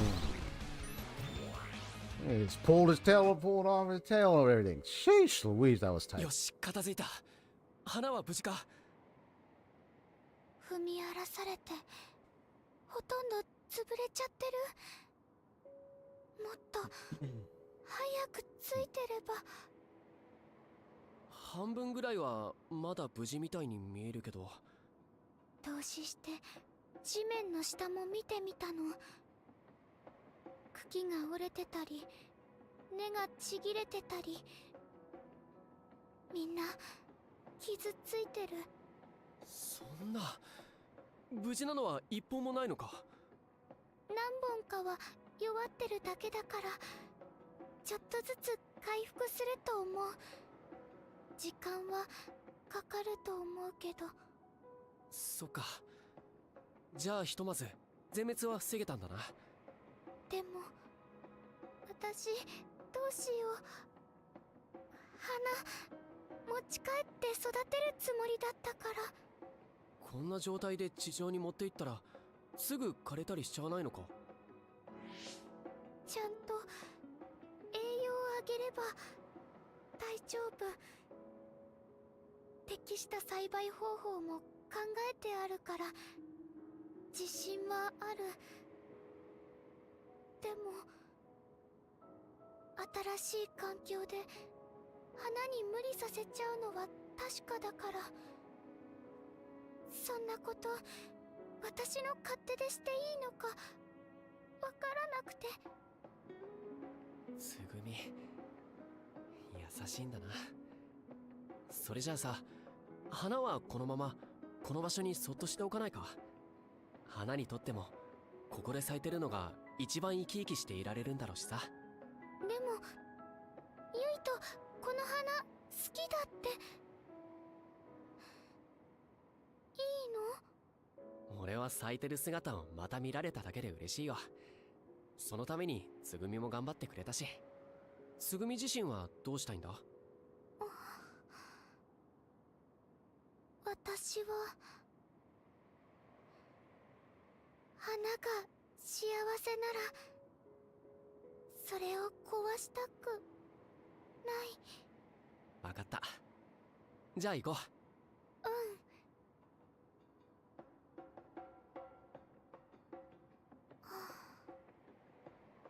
つぐみはどうしてそんなにあの花を持ち帰りたかったんだ？それはそしい花だから自分の手で育ててみたくて。知的好奇心って感じ？つぐみってちょっとした植物学者みたいだもんな。新しい植物育てると新しい友達ができるみたいで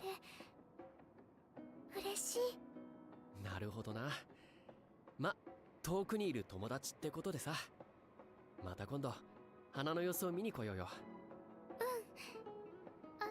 それとね。他にも何か理由があるのか？やっぱりなんでもない。そっか、わかった。なんだろう、ああ言われるとめちゃくちゃ気になる。でも無理に聞くわけにもいかないしな。まあきっとそのうち話してくれるだろう。 Well, she will let us know in もし due たし、 time. アジトに帰って休もう。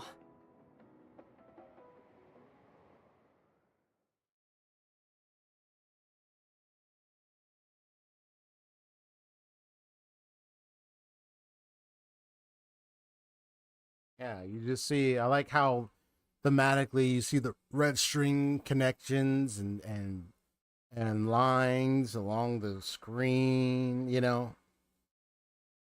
So it's funny they talk about the red strings power, and then throughout this whole game you see much as a lot of red strings. Mirror flowers, I saw them, I wondered, but didn't know. I can't believe I didn't notice until I checked after we got back. The difference in temperature made my magnifying glass fog, so I couldn't see the petals. Too bad. I would have liked to have seen them too. That reminds me, you always carry that magnifying glass around. You don't have very good eyesight. I need that glass so I can observe my plants. We should go check on the silent snow melt again sometime. We'll look for those flowers then. Alright.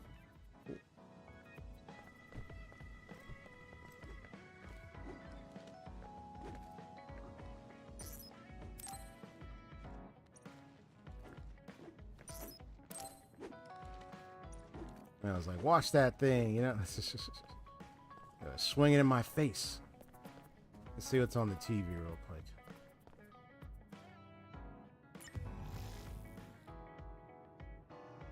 The U.S. National Defense Force have increased security further.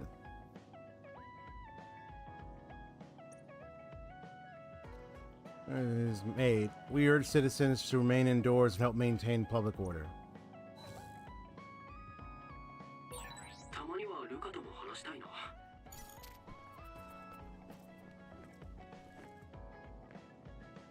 Before I tell him, we look.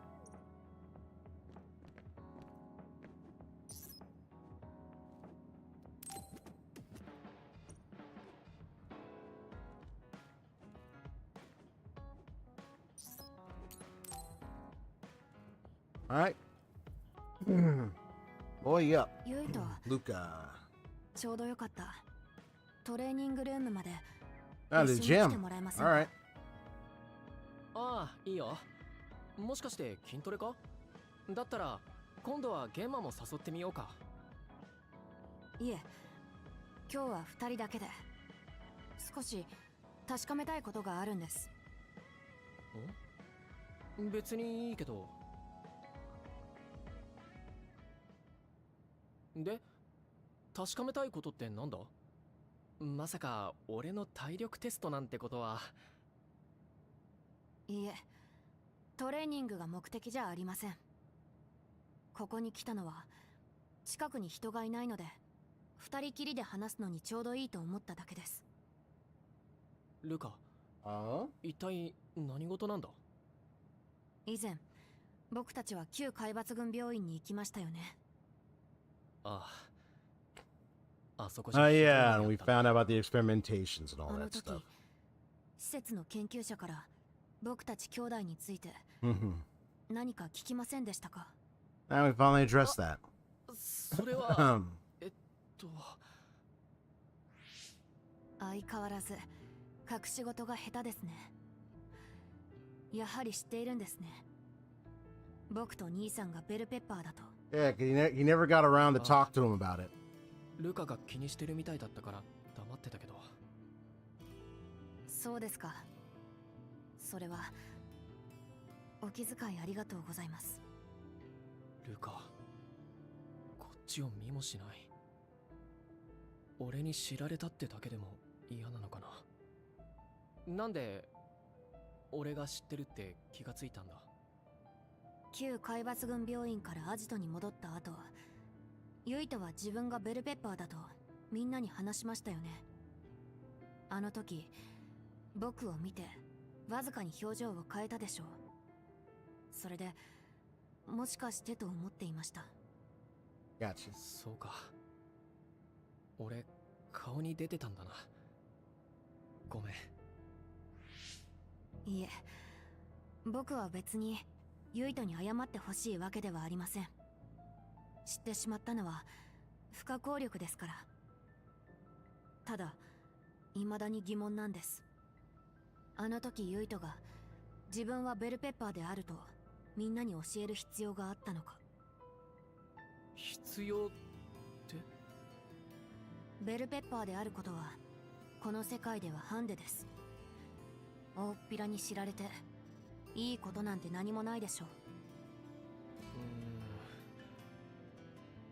う。俺はただベルペッパーだって言ったぐらいでみんなが俺を見る目は変わらないと思ったから。実際みんな俺が思っていた通りの答えをくれた。それで十分俺はいいことあったなって思えるよ。ルカのことだって話せばきっとみんな気にせずに受け入れてくれると思うけど。僕はユイトのようには思えません。ルカ、あなたと違って僕はずっとベルペッパーとして負い目を感じながら生きてきたんです。セプテントリオンなどと言われていても、僕が頼っているこの超能力は実験で植え付けられたかりそめの力。自分自身の力じゃない。いつか突然パッと消えるかもしれない。そうなれば世間はきっと手のひらを返す。ずっとそんな風に怯えて生きてきたんですよ。今さらユイトのように無邪気にはなれない。世間がどう思ってもルカはルカじゃないか。今までルカはずっと海抜軍で戦ってきたんだろう。誰よりも努力して成果を上げてきたんだ。誰が何を言ったってそれが消えるわけじゃない。やはりユイトは強いですね。そんな風に思えること自体があなたの強さだ。でも僕はユイトや兄さんとは違うんです。逆風を跳ねのけて生きられるような強い人間じゃない。ルカ、とにかく僕はこういう人間なんです。だから改めてお願いします、ユイト。僕がベルペッパーであるということは誰にも言わないでもらえますね。分かった。俺絶対誰にも言わないよ。ありがとうございます。話は以上です。それじゃあ僕は先に戻りますね。くれぐれもお願いします。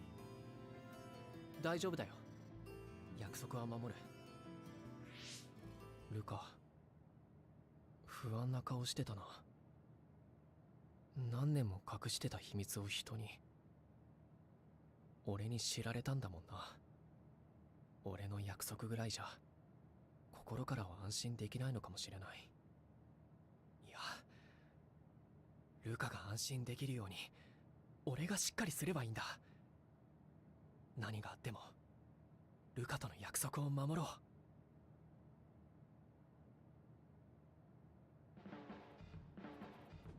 ユイトは海抜軍の一員であることに嫌気がさしたりしませんか？まあ理想と現実はいろいろ違っていたけど、でも海抜軍に入らなきゃできないこともあったからな。そうですね。ユイタは自ら望んで海抜軍に入る道を選んだんですよね。海抜軍の現実を見て、それでも折れないユイタを僕は尊敬しますよ。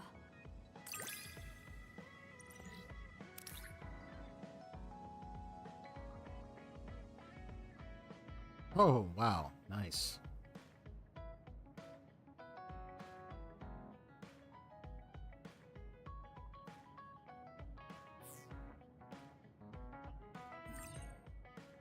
Cross racket as a present from Luca.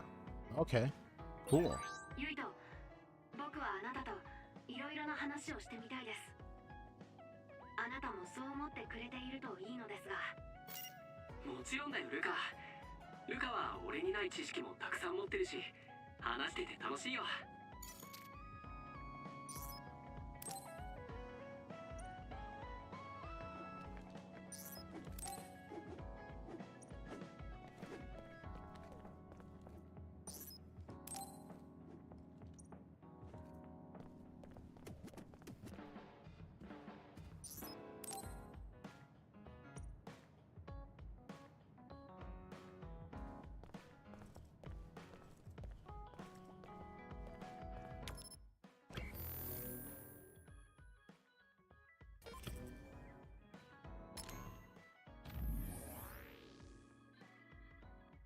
Perhaps I said something upset. It's not that I do not trust you, Ito. I just want you to know that. It's okay, I know. I'll keep my promise. Thank you. I'll be back to myself soon. No replies necessary. Alright, cool. No worries, bro. I know you have your decisions you've made, so, you know, it's understandable.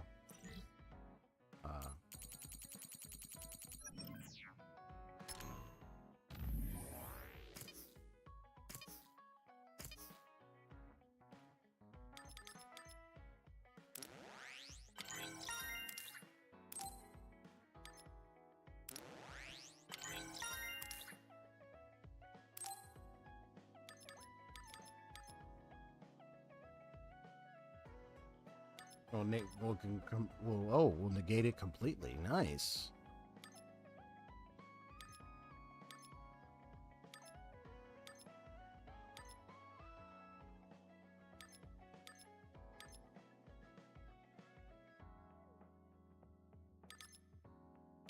Yeah, so that's one, that's two.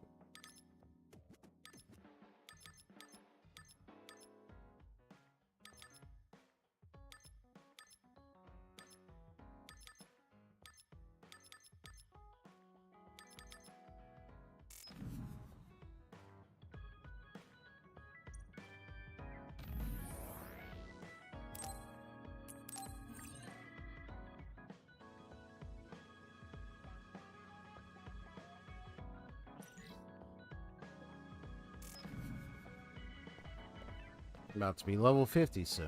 Okay. All right. Wow. Let's go ahead and call it a night.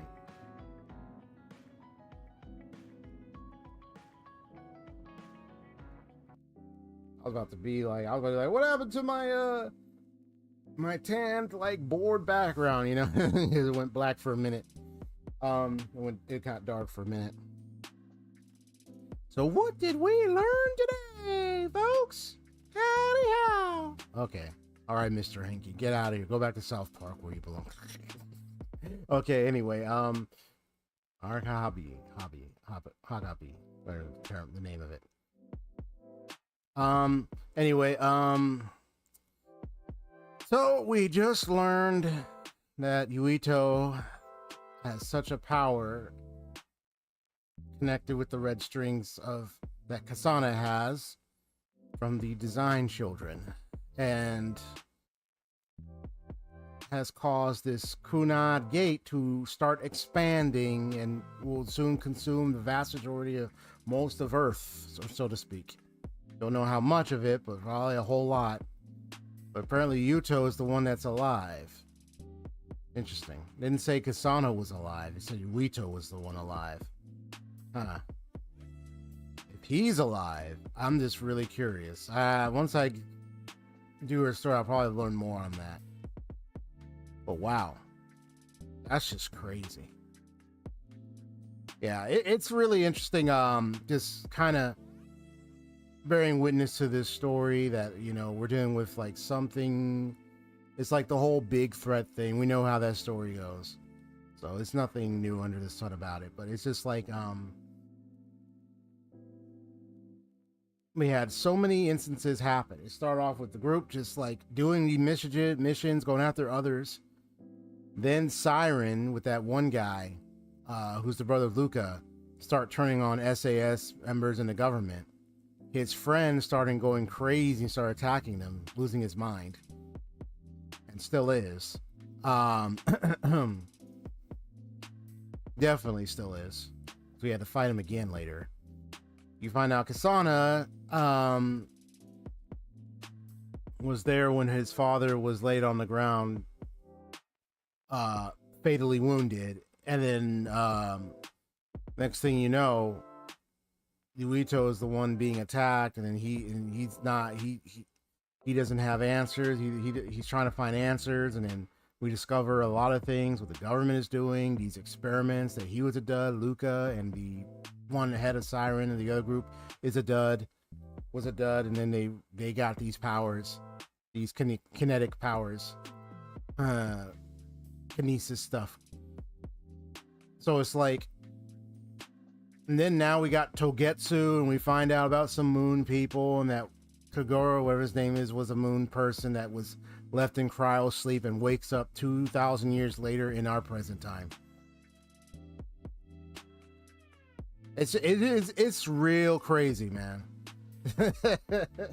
And now we find out about this Kunad gate. We have these red strings. That's the power, the time traveling ability, a certain gravikinesis that seems to gravitate between Yuito and Kasuna. It's really, really fascinating occurrence. I say one overarching theme is more so with the bonding agency of the group and of the whole members and of the society and of those as a whole, is how they all are tying in together into this big drama that's unfolding, this big occurrence, man. Yeah, to this extent. That's a wild ride to the greatest extent, for real. Like this is like one roller coaster after another. It all started when Siren, when that one guy betrayed SAS, started going against the government, going against New Himura, or Himuka, whatever it is, the city's name, and then leading then to find out, oh wait, Kasuna knows something. Why his father's dead? Now what's going on? Oh, the government is doing something. Now we find out their experimentation. Now he's a dud. There's some duds here, and now we find out that Togetsu, this religious group, whatever, was none other than this group that started making these design children with one of the members named Kyoka. That was one, and Kasuna most definitely one as well. That was pretty much because of Togetsu was given the red strings ability. Man, there's just so much that's going on.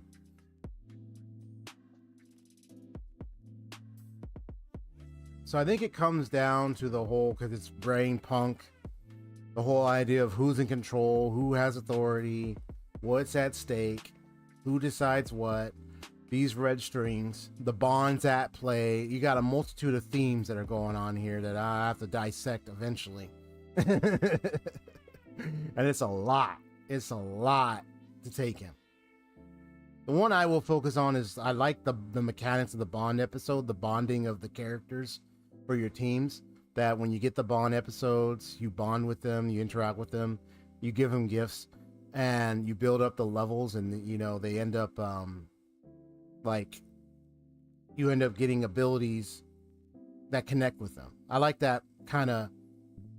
I know I said the term is ludonarrative because you have ludonarrative harmony, where the mechanics kind of tie in to fit the lore and the story well, in a way that kind of communicates a sort of theme to it. So like the idea of the whole team building and bonding, and the bonding episodes, answering the mail messages and just interact with them. I mean, mail messages are like, some of them you have to interact with just to bond with them. Some of them you have to interact with the messages to do that. But it's it's the whole communication, talking to them at intervals when you come to the hideout. That's where the big I think the big aspect of this game that stands out to me is the bonding at the hideout. While all other, fighting the others and all that stuff is definitely the highlight, of course. But what makes the game most is the bonding aspect. I think that's the biggest mechanic that I think ties into this game's intricate themes and operations here. It's just the bonding of at the hideout with the group. Because then you get to witness and you get to learn about the characters, but you also get to gain mechanics, newer, updated mechanics, levels. You get to do some cool stuff with your members that in battle as you level them up. You give them gear, you give them weapons, of course. But yeah, I like that whole bonding mechanic system.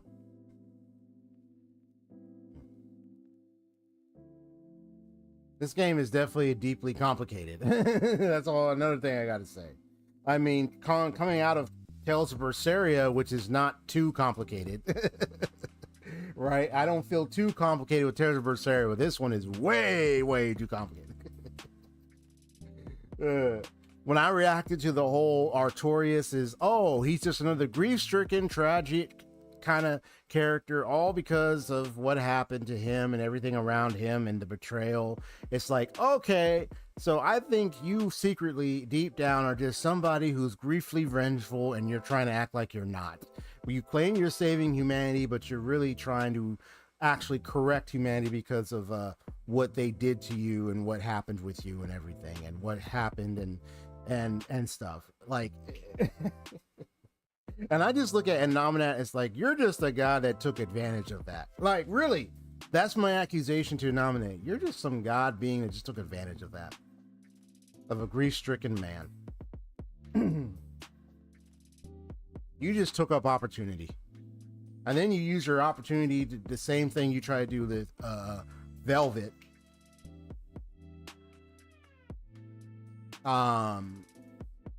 Getting her to be in a mode of despair, getting her to see that she's a monster zone. You knew what you were doing. But see, I could dig with that. That one is simple. That one was good to follow. It wasn't too complicated with that one. But this one is on the wild ride of complications.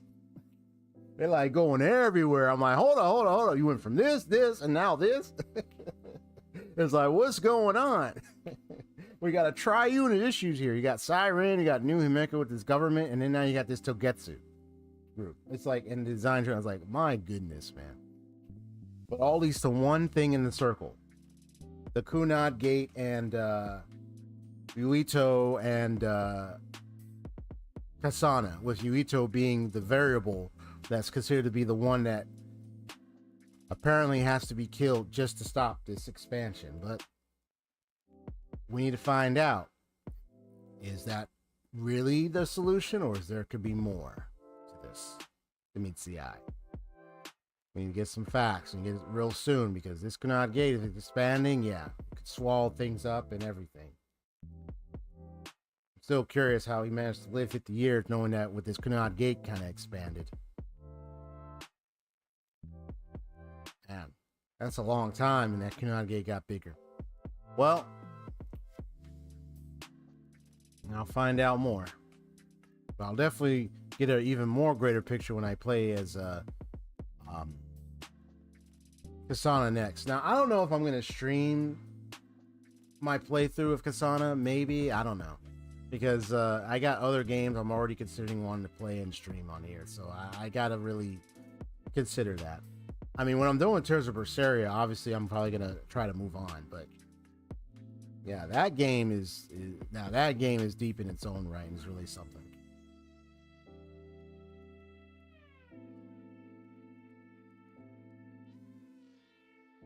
I like how I see my movement in the upper right corner there. I'm glad I got that set up the way I did. Okay.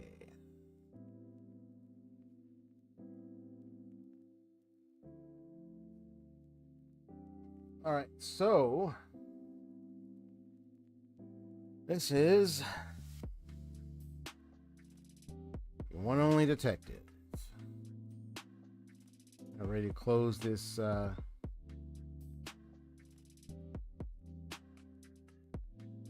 hold on. Is it right here? I'm about ready to close this case.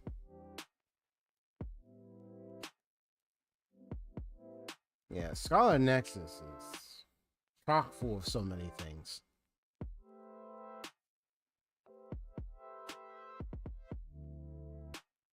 It's a ton of things. Oh, where is it?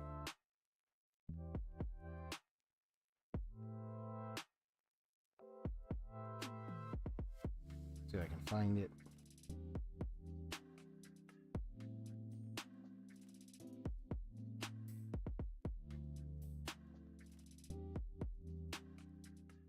Well, as I give my little closing statement to this,